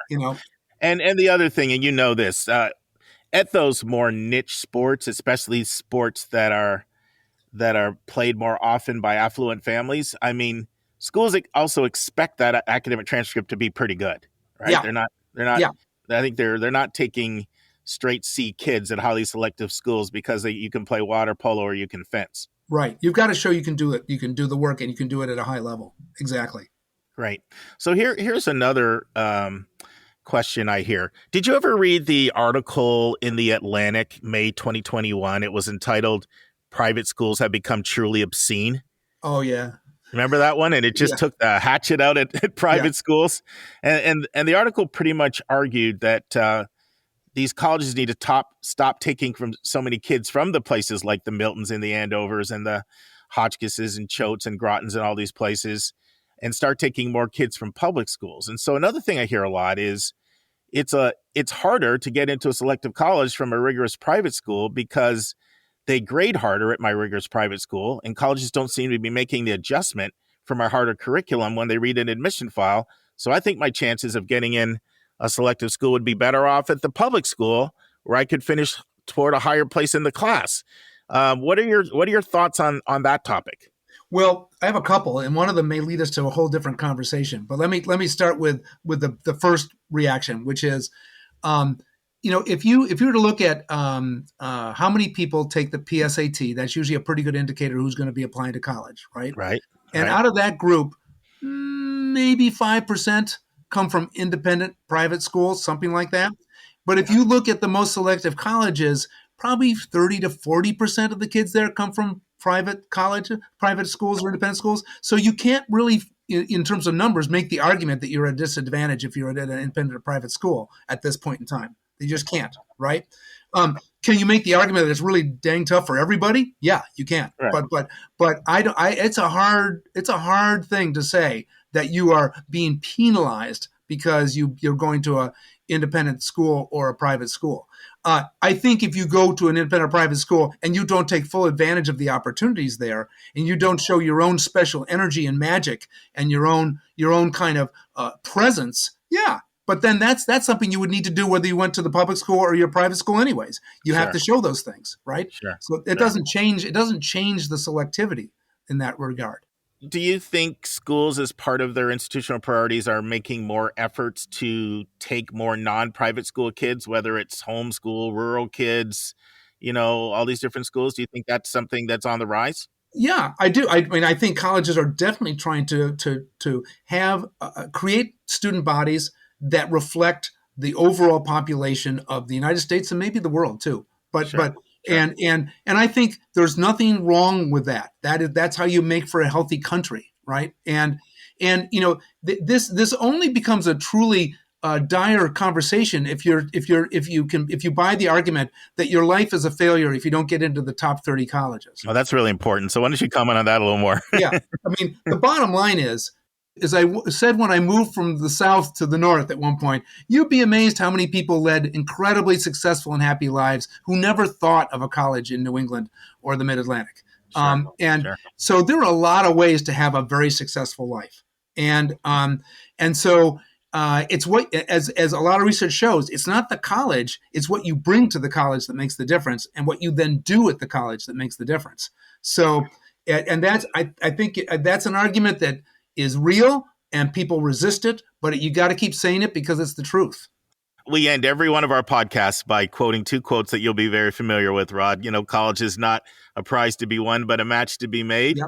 And we say it's not where you go, but it's what you do when you get there and what you do when you get out of there.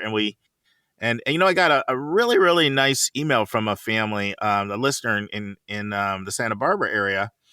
And they said, we really took to heart what you said about college being a match to be made, not a prize to be won. Student was trying to decide between UCLA and UCSD, obviously two really great schools. And this was a computer science kid, but he was, top of his class and extremely strong. And he picked UCSD. He just said it matched better. It felt better. Yeah. And so we're trying to. You're preaching at the choir when you go there. Well, so here's sort of a broader thing, and it's something that I try to talk as much as I can about it here in this community, but I think. And actually, I think it dovetails nicely with the statement that NACAC and Angel Perez put out a couple of months ago, which I think one of the problems or challenges we have in this current climate is we keep thinking in transactional ways about the college thing. If I do this, I'll get that. If I don't go here, I won't get that. And I think we got to move away from that, and we got to move more towards the developmental concept. Who am I? How do I grow best? And where can I grow next? Right. And if you begin to move from transactional to developmental, the field opens up in terms of how many places could really work for you in a very important way. And so that's to me that's a big piece. So you had mentioned the movie Try Harder in our earlier conversations, and yes, and there's one young man who was saying, I want to do big things, and I can't do big things if I don't go to the right school. And I wanted to say, you're a lovely guy, and you ended up doing pretty well. At least the movies suggested you did. But you can do what you want to do at any number of places. It's not just a small handful that will do that for you. You don't have to think that transactionally and that in such a limited way about where you can get done what you got to get done. Yeah, I don't know how that's settled into public thinking, but nothing could be further from the truth. I mean, yeah, that's what that whole book, Where You Go Is Not Who You'll Be, was about, right? Right. Frank Bruni wrote that to show that. And one thing I show all the students I work with, I love showing them this. I'm sure you've seen this. Harvard Law puts out a list every single year of where kids went to undergraduate that are currently in the incoming class. And I show that to families, and they're stunned to see, people went to that school and they're at Harvard Law. But for somehow that mindset is there that if I don't go to one of these schools, like my career is on this whole completely different trajectory. Yeah, if you a similar list that's kind of eye-opening is a Fortune 500 list of all the top executives, and you take a look at where those folks went to college. Same effect. Effect. Yeah. Oh, awesome. Let's take a break to learn about Mark's recommended resource for the week.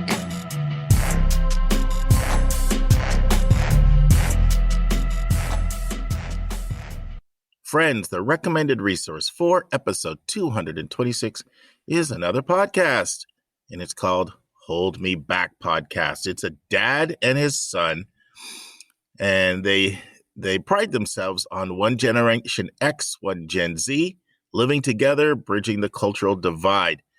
And I'm specifically recommending 4 episodes that they did on college. They actually did about 6, but I'm picking out the 4 that I thought were particularly strong and worth listening to. So the episode on January 30th was with Christof Guttentag, the Dean of Undergraduate Admissions at Duke. That was good. February 11th was with Rick Clark, the Director of Undergraduate Admissions. He's got a new VP title, but at Georgia Tech, and that was very good as well. And then the one 2 weeks after that was worth listening to. It's an interview with Johnathan Burdick, the Vice Provost of Enrollment. Told you there's a lot of different titles at Cornell. And then the last one that I thought was really worth listening to was Heath Einstein, the Dean of Admission at Texas Christian TCU. In fact, that was so good, I reached out to Heath and scheduled an interview. So that's one of the interviews that you'll be hearing that I'll actually be doing with Julia to do us together. So the podcast is great. It's called Hold Me Back. And those episodes I thought were very much worth listening to, particularly if you're interested in selective admissions.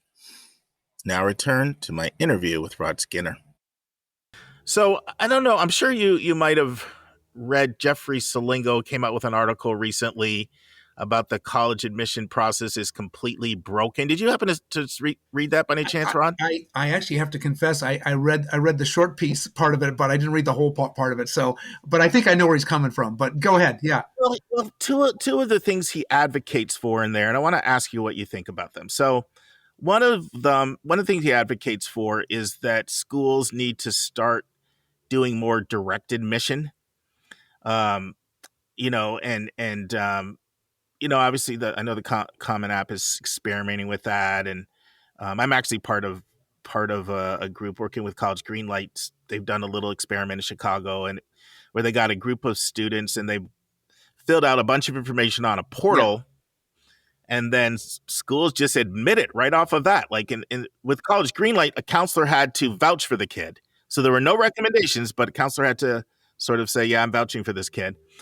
And he advocates for that as one way of stopping the frenzy. And then I'll ask you about the other thing and then ask for your opinion on both of them.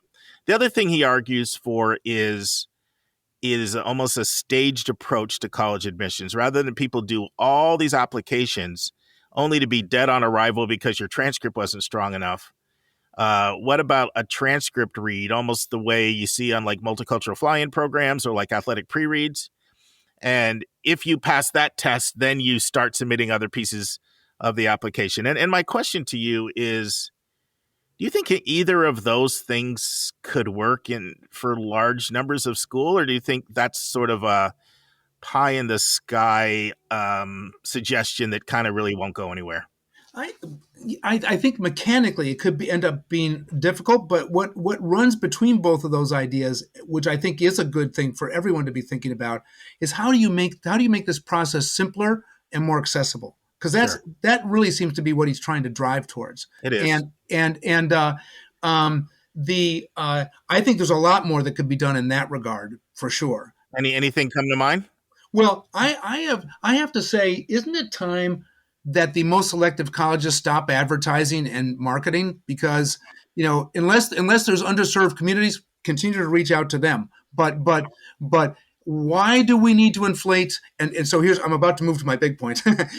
Why do we need to keep inflating application numbers? You have more than enough. You have more than what you can deal with now. Why do you have to keep expanding the size of your pool, right?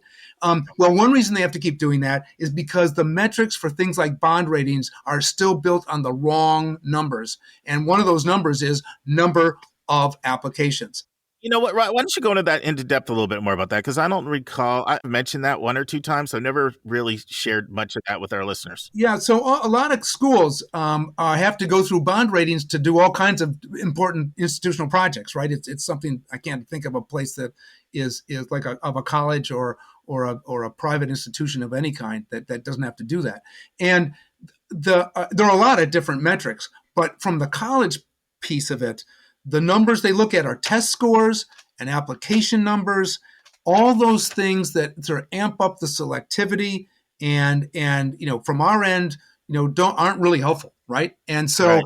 I think if we're going to truly transform this process, if we're going to fix this broken thing that Salingo says it is, one, we should pay closer attention to what Angel Perez and his folks said about, can we move from the selectivity paradigm to the access paradigm?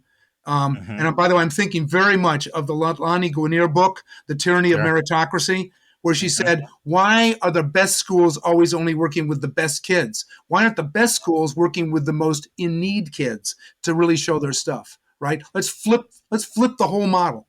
But I think, and as long as bond ratings are tied to things like number of applications and test scores and other things like that, we are not going to be able to change this process fundamentally. We are not, because boards and presidents need to have those numbers to get what they need institutionally.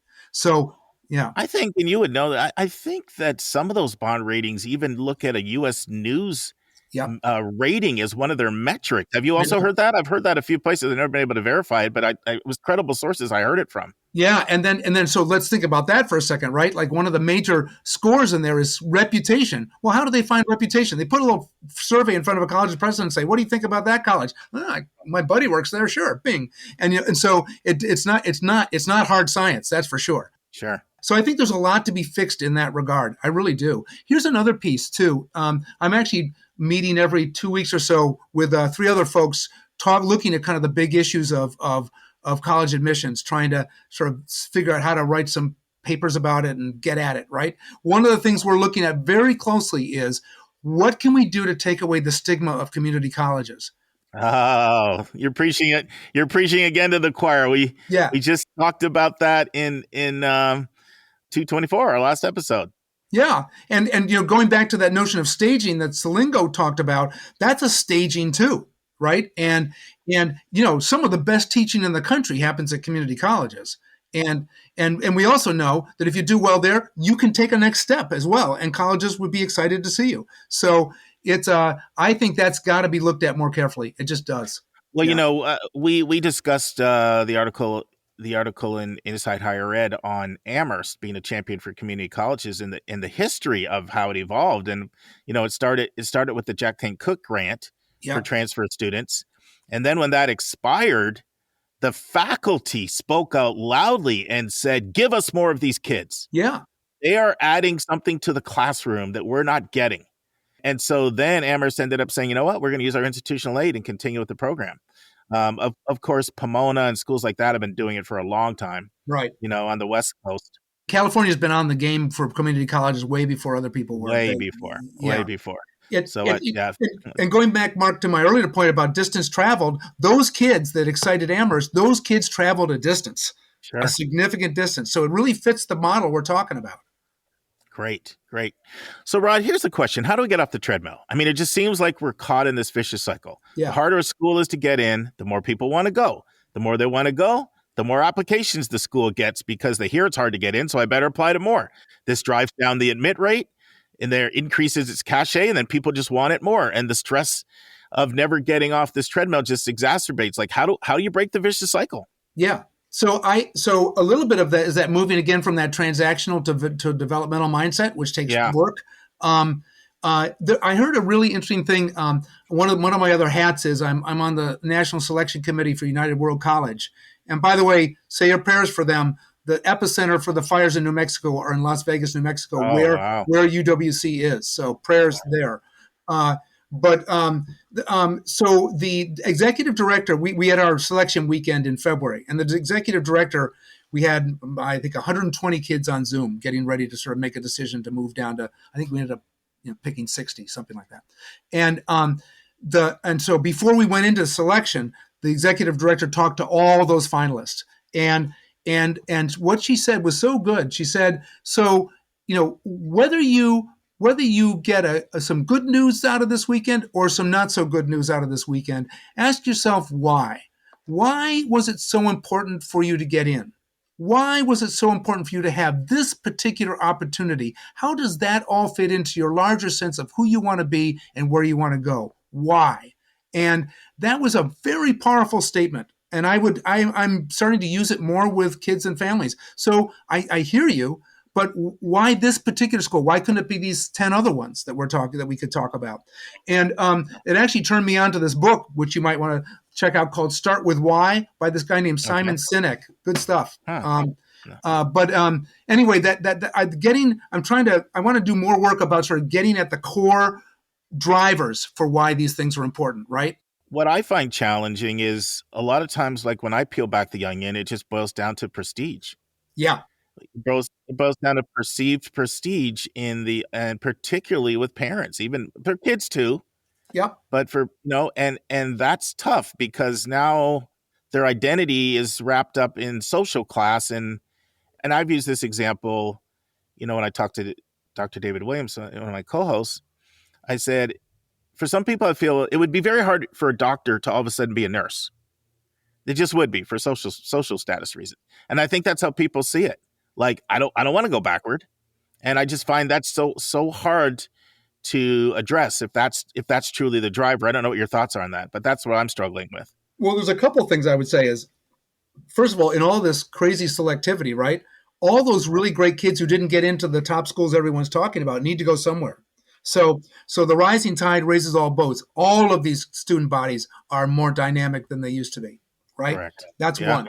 The other is, so what are you really worried about? You're not, as one parent once said to me, well, two parents actually, the couple, they had gone to the same Ivy League institution. They wanted that desperately for their child, and the child didn't get it. And we talked more about it. And what they finally said is, the only college we really know is the one we went to, and we loved it. And we wanted our child to have that same loving experience. So that was the school we wanted him to go to, because that's where we thought he could get it. Right. But when we think about it, he could certainly get it at other places. And sure enough, he went to another place. He's now one of the leading book editors in New York. His life is great. Great. So one thing I would say too is that I try to get more of, let's take this ideal school and let's put the name on a shelf for a second, and let's dig into, what do you love about this school, right? What are the factors that really excite you? Forget the name, forget the reputation. What does this school have that really floats your boat? And so if we can identify those, then we can start looking for those same elements in a lot of other schools as well. The other thing I would say is, I'm a bit of an ancient mariner here. So I just had my 45th college reunion last year. Good for you. At one of those schools that everyone wants to go to. And the number of people on that, on the different Zooms, we were still in Zoom world then, last June. The number of people who said, I wish I'd never gone. I wish I had thought about more than the name, or said, going to this school was a constant pressure onto me. I felt I had to become a star, that I had to change the world. It was just an oppressive force in my life all the time. And so, I think you really need to ask yourself, well, what are you really getting if you get this school? I would encourage you to continue to share that story, Rod, because no secret, Rod went to Harvard, and so I think that's powerful. And I think that, not to say anything's wrong with Harvard, we've both sent people to Harvard that have loved it. Yeah, but I think that it's not a panacea that all of a sudden makes your life just fall into place, right? No. My former boss worked at Harvard, and for a while she was working at Barnes and Noble, okay, because there were some issues that she had that weren't working out for her in the workforce. And so, one of my fears with this preoccupation with school is that people think the school automatically does things for you that only you can do for yourself. Exactly. And now it's time for our College Spotlight of the Week.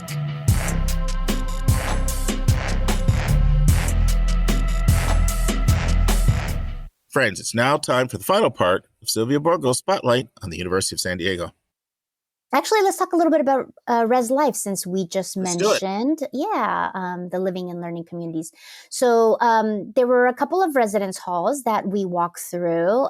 Two of them are very centrally located, right in the pretty much the middle of campus. And then there is a third section of campus, which they call the Valley. And you could tell because University of San Diego is kind of up on the hill, which is what lets us see those beautiful ocean views. Now, again, the ocean is really about 10 miles away. So it's not a beachfront property like UC Santa Barbara, for example.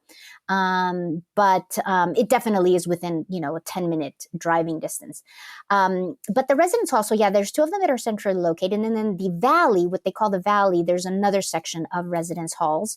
One of them had just been renovated, remodeled in a kind of restoration hardware kind of a look. They have only one traditional dining hall, which is very centrally located on campus. And that dining hall serves dinner, just dinner, which was a little surprising.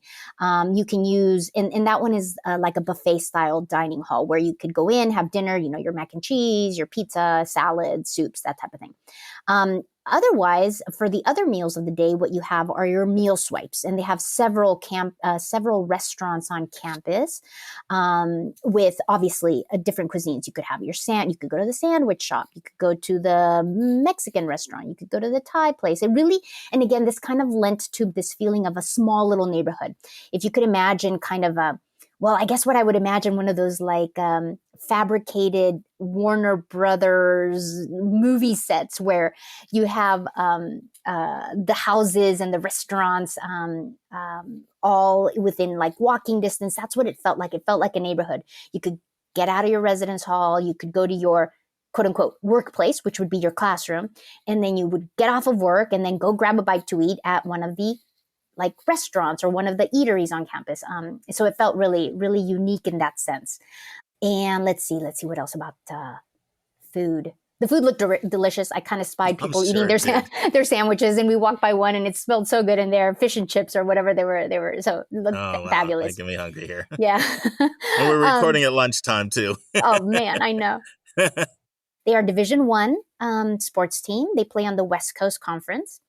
They did mention that they played Gonzaga. The Gonzaga basketball game is like the big game on campus, although they often do not fare well against Gonzaga, as we all know. But that would make sense because you're also talking about, Catholic institutions, Gonzaga Jesuit as well, West Coast, similar kinds of size. And with Gonzaga's having so much basketball success for 20 years, probably that's going to bring out people and bring out buzz into the stands. Yeah. Yeah, absolutely. Greek life, about 25, almost 30% of the students are Greek. They have 9 frats and 9 sororities, fraternities and sororities. You can't join until your second semester. And they don't have an official Greek row. So you don't have like the Tri-Delt house, all members of and actually I'm not 100% sure, Delta is on their campus, but you don't, all of the sorority members and all of the fraternity members are mixed in within the non-Greek students into the residence halls and so forth. If you would like to experience off-campus living, there are some apartments just really off campus, so close by, about another 5 to 10 minute walk. And even then, there are some apartments that are managed by the university. So there's probably a little bit more of the control or a support there. For those students that would like that easier transition.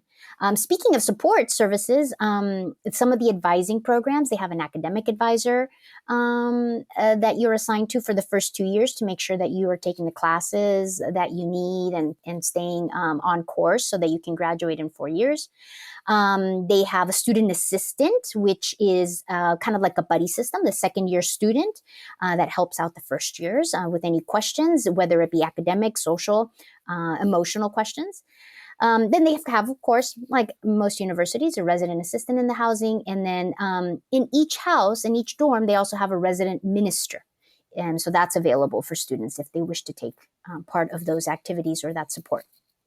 Would you say, does it feel like a national school? Does it feel like a local San Diego school? Does it feel like a West Coast school, like California? Do you have a sense of composition of the student body and where it comes from? It does feel like it's more of a West Coast school. I'm not 100% sure yet it's national. But what I do have to say is that they do seem to not only welcome all, like I said, all faiths. They're very open, but they also would like to impart that they are very dedicated to a hands-on environment in their learning. So bringing in multiple perspectives. Actually, I would love to bring back a quote from one of the founders of the school. Sure. Her name. So the school was founded in just after World War II. I believe it was 1949, and it was founded by Mother Hill, and she believed that beauty, truth, and goodness were necessary in education. So those three things: beauty, truth, and goodness. And she wrote in a letter upon the school's foundation. She said in a letter, "If beauty attracts people, they will come and find the truth and have goodness communicated to them by the kind people of here." So obviously, she they did a great job of bringing people to this beautiful campus. That the beauty is there, and then the truth that they expose in the classroom through the learning and the questioning and the research, which will then be imparted not only by the community themselves to others with the goodness of the people here, but our tour guide said it is expected that our goodness also transfers to the community at large. Outside of our borders into San Diego, California, and globally. And they do a lot of hands-on learning because of that. So, for example, some of the STEM classes take place in some of the local tide pools, which are just about 10 minutes away. They'll take, literally, there's a trail right behind campus. And so, for example, your nature class, one of your science nature classes, they will go out into the trails and do their research and their learning outside. So that sounded exciting. In terms of the application, they offer only one application cycle, only regular decision on the Common App. They are test-free. And they basically look at your transcript, one letter of recommendation. They would, going back to the transcript, they would love to see consistency or an upward trend. The letter of recommendation is important. And then the personal essay, of course, which is your Common App essay. And then they have what they call the University of San Diego member questions. And those are like the why us questions. And they were very clear about some of these member questions centered around what I mentioned Mother Hill founded the school on: the goodness, the beauty, and the truth. So they have that kind of like flavor to them.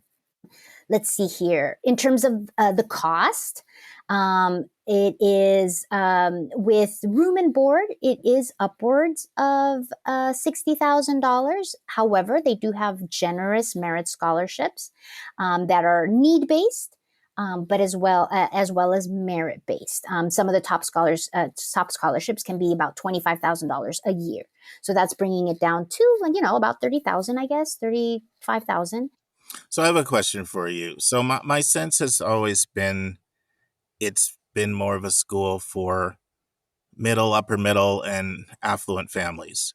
I don't know how generous their financial aid can get for an under-resourced kid. Like when you were doing your CBO work in the city, is University of San Diego a place that students could go to from an affordability standpoint?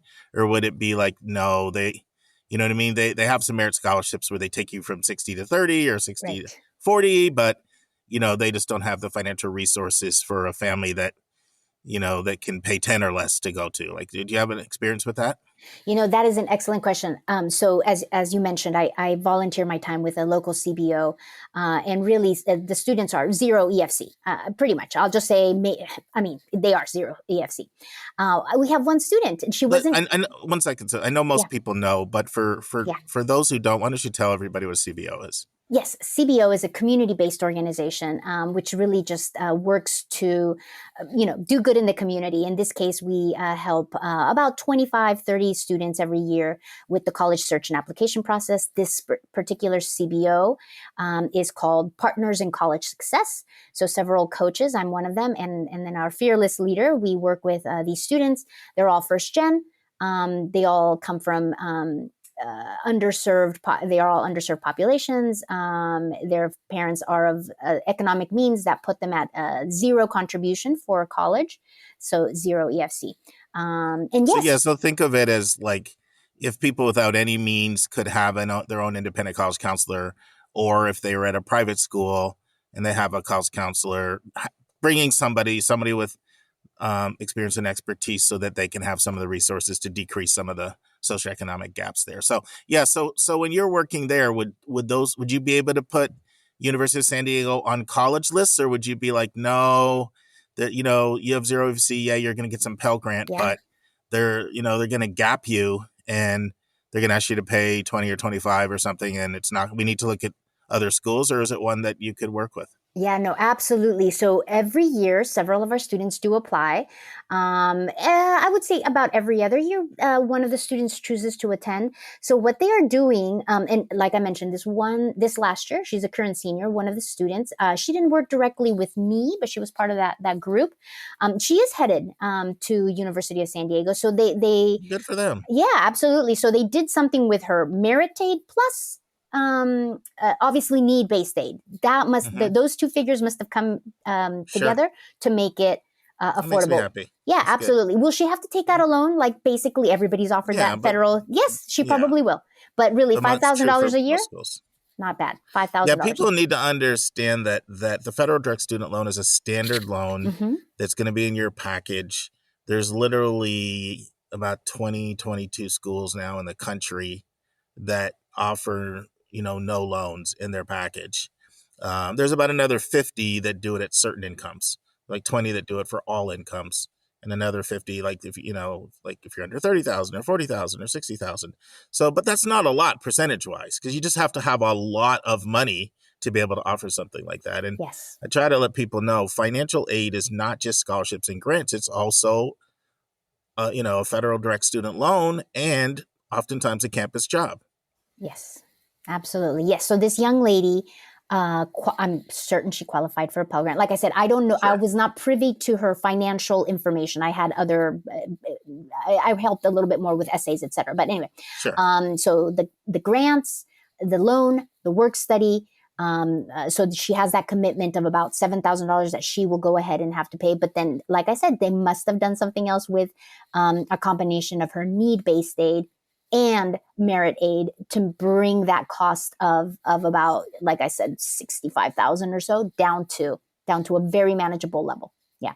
I mean, a lot of Catholic schools have a big heart for need-based aid. Yeah. They do. And so there's probably been some generous donations that have been targeted to that.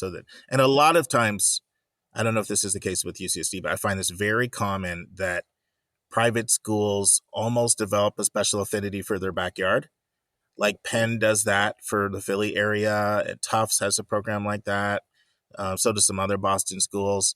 It's very common to see somebody say, we're bringing people from all over the world, but we can't neglect our own backyard. And then they can raise funds, or that can be appealing to a donor sometimes to donate so that we take care of some of our own. So there might be something like that in place there too for local residents. Yes, and something that I know this one young lady, and they didn't cover it in our presentation. We were a very small group that day, but they do seem to have scholarship and aid opportunity for even undocumented students. So the DACA students, the Dreamers.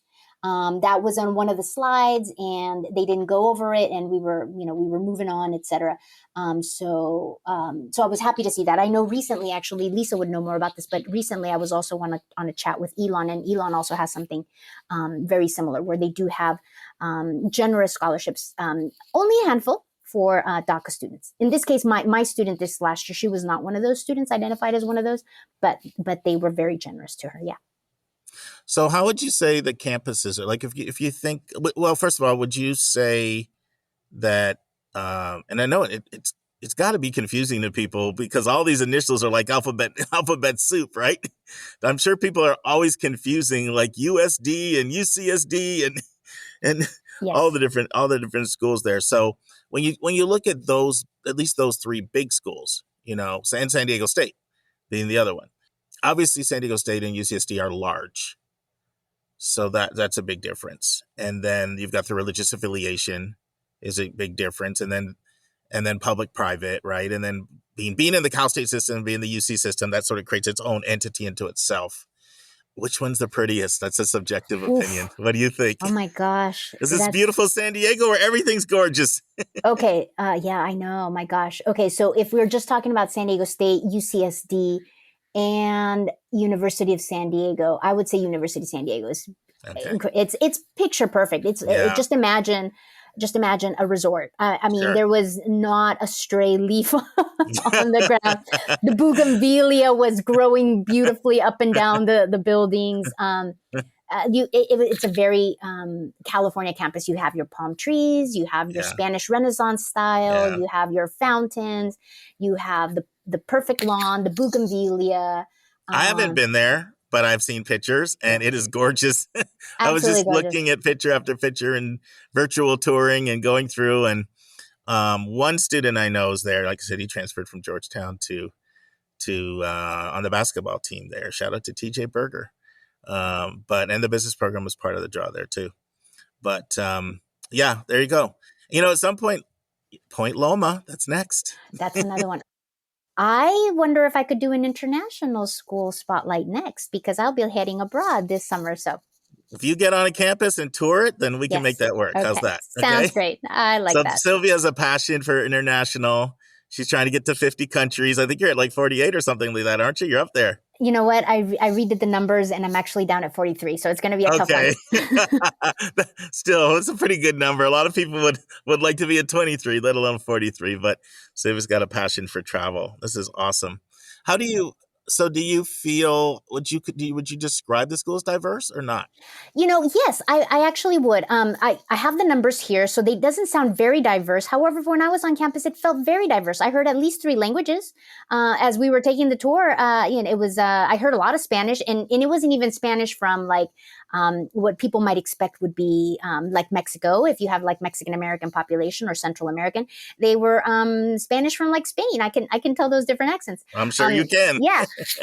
So Spanish, I heard Vietnamese, obviously English, and I heard Russian. So, there you go. So let's see, the demographics, it is 3% African-American, Black, 21% Hispanic, Latinx, 7% Asian American, and 7% of students identify as being multiracial. Like I said, I heard all those languages and very diverse groups from the kids that hopped onto the little shuttle bus to the dining area. Really, you saw diversity. I don't know if these numbers are a little off. But... Well, I was glad you led with that, Sylvia, with the Spanish and the Spain, because I'm really trying to get away from people thinking diversity equals race, right? Right. Like it's like so much more than that. It's experiences, it's thinking, it's geography, it's interests, it's just so many different things. Like diverse means different. Absolutely. So it's like different perspectives is what we're looking at, and race is just one of those different perspectives, different experiences. So I kind of like how you led with that, with talking about Spanish from Spain, talking in different languages. Yeah, on the tour, we had a family who the mother was Spanish from Spain. I could tell right away. And we talked, and she confirmed. But they are Hong Kong nationals, and they were looking at the West Coast schools. They were looking at University of San Diego. And another terms of diversity, the type of diversity that I'm also very passionate about is socioeconomic diversity. Yes. It does say on the FISC guide that they have 18% students that are Pell eligible.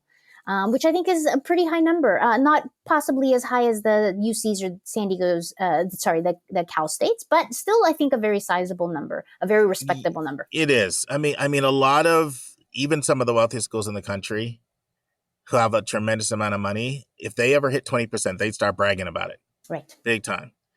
So 20 is that number that people are like, we're at 20% now.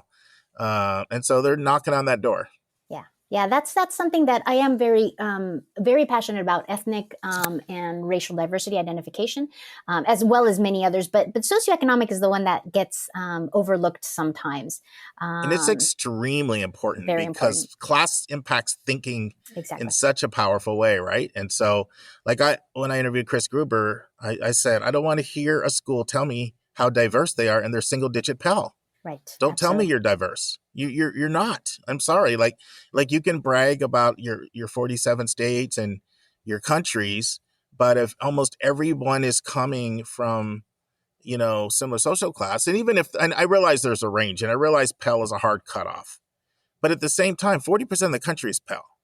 So if there's 40% of the country and that's not hardly represented at all on your campus, that's just, to me, that's not acceptable. Yeah, which is similarly when I sit down with the college reps, admissions reps from the international schools. I had the pleasure of sitting down with some UK reps last month, and they kind of chuckle a little bit how we brag about like, oh, we have our population of 7% international. They're like, our population is like 50% international. I know. So they chuckle a little bit, but I know. but yeah, at University of San Diego, just to kind of wrap it up, just such a on it. I cannot stress this enough. It felt my tour felt less like a tour, but rather an invitation to hang out with them in a very California way. It's a very relaxed campus. The vibe is very relaxed, very friendly. I was really taken. I felt very at home, even though this had only been the second time that I had stepped foot on the campus. I felt very at home instantly.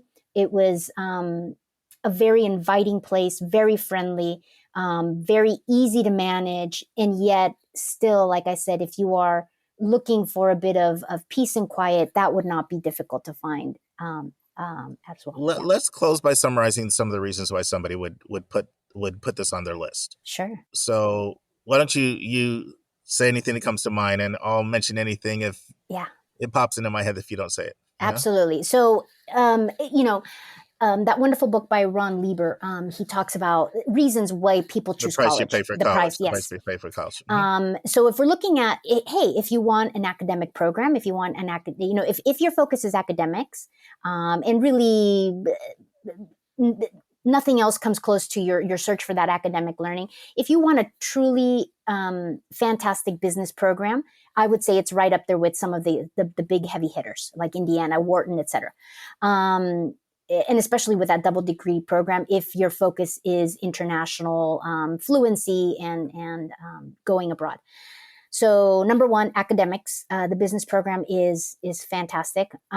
If you want that feeling of I'm going to be taken care of and expected to grow and challenge myself, but with a lot of support, I think this is a great place. If you want, and then I can't not say this, but if you want the easy California life, sure, it's absolutely perfectly manageable campus. It is not busy. It is not chaotic. It is very peaceful. I mean, Mother Hill, what she did 50 plus years ago, fantastic, because it really is almost like a little sanctuary with that. And I think that's a good word because even though I've been there, I have a sense of it from my research before and from talking to you. So I think when people think easy California life, for some people that might have a connotation of slacker, but I don't see it that way. I see it more as like healthy balance in your life where not everything is just go, go, go, go, go all the time. That might be conducive to like positive mental health. This could be a really good place for that. Yeah, absolutely. 100%. I mean, I was not privy to sit in on any classes. As a matter of fact, the week that I was there, it was the last week of full classes. They had one more day after that, the following week, and then graduation. Yet people were not crying or like pulling their hair out. Again, everybody was petting dogs, walking around campus, saying hello, enjoying their pesto turkey wrap, California wrap. So even at a very stressful moment of the year with graduation and finals and so forth, everybody was still in a very balanced mode. They were happy. They were grinning. They were also focused. The people that jumped on the shuttle with me, they were talking about how they were going to be studying for their finals coming up. But it just had a very great sense of balance. And San Diego can be a fairly hectic place, not as hectic as some of the big cities in the country, but it can feel hectic. The traffic, the parking, but this was not at all like that. It felt like a little vacation getaway. But like I said, that's only because I wasn't privy to the intensity that could happen in the classes with the rigorous instruction. No, I think all that's good. Obviously, we talked before, if you want mid-size, if you like the Catholic tradition, if you're a beach lover and you love to be by the beach and that's just the way you get away and that's how you unwind and relax, I mean, you got it right there with the beautiful vistas. I know particularly on the master's and doctoral side, I know they have very strong nursing. I don't know if they brought that up on your tour or not, because I know it's more stronger on the graduate level. Yeah, they didn't bring it up, but I did see a group of nurses, like maybe they were heading to lunch or whatever they were. There were about 7 of them, and they were walking towards me. As they were walking one way, I was walking towards them. And they were in their scrubs. And so I was like, oh, I have to look that up. Awesome. Well, Sylvia, thank you so much. And I'm going to take you up on your international offers. You tell me what school you're touring there. I really think we've only done 4 international spotlights, maybe 5. I did 2, and Kevin's done 2 or 3, and that's it. And so we'll be happy to have you to come on and do that. One of the ones I did was the 2+2 program, really that Columbia has, with Dublin. Yes, And then we did London Metropolitan. So when you look on our spotlights, we have them categorized. We have like international, this really, really small little number. Yes. And then we have West Coast, East Coast, Mid-Atlantic, Midwest, Southwest, and West. And they're all in categories. And all those other categories have at least 15. Some of them have 20. And then you have international with like 4. Yeah. Well, So hopefully I'll bring that number up by at least one. There you go. Yeah. Between you and Kevin, we'll get there. Yeah. Awesome. Thank you so much. I Thank you, appreciate Mark. this. Take All care. right, take care. Yeah. Next week in the news, we need to rethink encouraging our teens to follow your passions. An article by Juliana Kaplan and Madison Hoff of Business Insider. Our questions from a listener is, I have a college sophomore and a high school senior, so I have gone through the process twice. It is exhausting. I have 2 questions. Number 1, in searching for colleges, we looked at rankings dependent on what the student's area of study was: business, film, animation, international relations, etc. The rankings we found were Poets and Quants, undergrad, Hollywood Reporter, Animation Review, and Foreign Policy. I had heard about U.S. News, but not the other rankings. How can we determine if they are truly industry-valid rankings? I know rankings don't dictate success, but the search has to start somewhere, and it is just one more data point. And question number 2, it was very difficult and at times impossible to find acceptance rates for a specific school within a university. For example, NYU Tisch, LMU Film and TV, Villanova Undergrad Business, and Georgetown SFS. Is there a way to find out?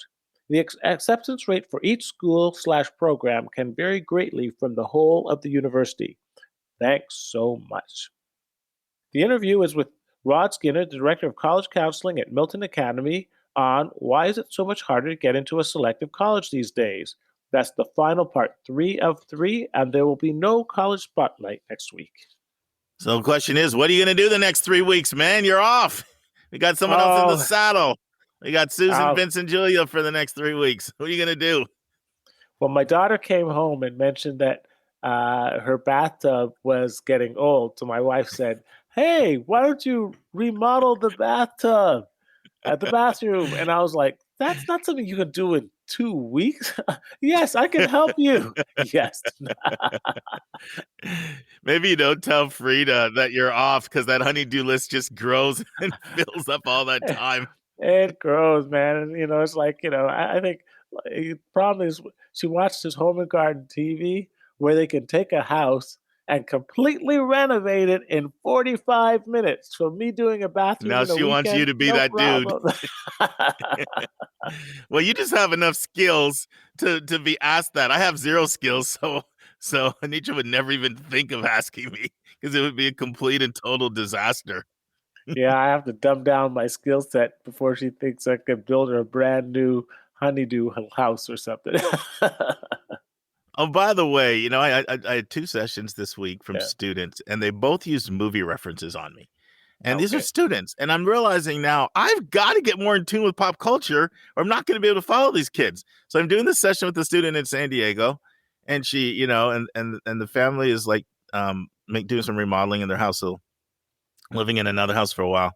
And then she's like, I like it here, but the carpet is that orange, disgusting carpet like in The Shining. And like, am I just expected to know what that is? Classic Daniel Kubrick film with Jack Nicholson. You kidding? Well, then I'm talking to this other student, and the thing is, I at least had seen The Shining before. I don't remember any orange carpet, but so I at least knew what she was talking about because I remember here's Johnny. That was like one of the ones I'd seen. But then I'm talking to this other student in New Jersey, we're talking about like, the importance of visit and you get a feel for it. And she said, yeah, because what if you show up and it's like, I don't know if I'm saying this name right. If you get a feel like Danny Kruger, is that it? Is that the name of Danny Kruger? Freddy Krueger, Nightmare on Elm Street. Oh, that's what I didn't know what she's talking. I said to her, is that a movie or a book? And I was like, I lost all my street cred with that question. So I realized I'm going to have to get more enlightened or I'm not going to be able to know my students' analogies. Yeah, well, look, I'll just give you a tip. Go see Top Gun Maverick. It's coming out, I think, next week. That'll be worth seeing. Have you seen Top Gun? It has the word gun in it. I'm a wimp with crime. It has the word gun in it. Top Gun. I don't like shootings. It's not shooting. It's flying. I have virgin eyes and virgin ears. This guy told me in college when he swore in front of me and he didn't like my reaction. He's like, you have virgin ears, man. You act like you never heard an F-bomb. I have like virgin ears and virgin eyes. You know that. You're softy over here, buddy. All right. Well, then stick with Julie Andrews and The Sound of Music. I'm going to see Top Gun. All right. See you in a few weeks, my friend. Take care, my friend. And that's our show. A big thank you to you, our listeners, for tuning in this week. If you find this podcast helpful, please follow us and you'll get every single episode as soon as it is released. If you're interested, there are a few ways you can really support our podcast. You can click the share button and send it to your friends and acquaintances. You can help us pay our staff and our expenses by donating on our website. You can write a review for us on Apple or Spotify. I'm the producer of the podcast, but we have a fantastic team of 14. Shout out to our co-host, Dr. Lisa Ruff, Dr. David Williams, Susan Tree, Vince Garcia, and Julia Esquivel. And to our substitute co-host, Sylvia Borgo. Our sensational sound engineer is Nemanja Motvich. Our amazing music is from Victor Allen Weeks. Marketing designs are from Kimberly Blass. Lily Parikh manages our Instagram. Our image editor is Talha Khan. Joy Stucker does our website episode updates. And our webmaster is Stalianos Dimitriou. If you want to have a coaching session with Lisa or me, just text me at 404-664-4340. If you have a question you want us to answer, or if you have a recommended resource or article you think we should discuss, just send it to questions@yourcollegebounkid.com. By the way, check out our website, where you'll find lots of content that is not on any podcast app. Our website is yourcollegebounkid.com. If you want to learn about other hot admissions topics, follow us on Twitter at YCBK Podcast. We think of you as our listening family, and we look forward to meeting again with you every single Thursday.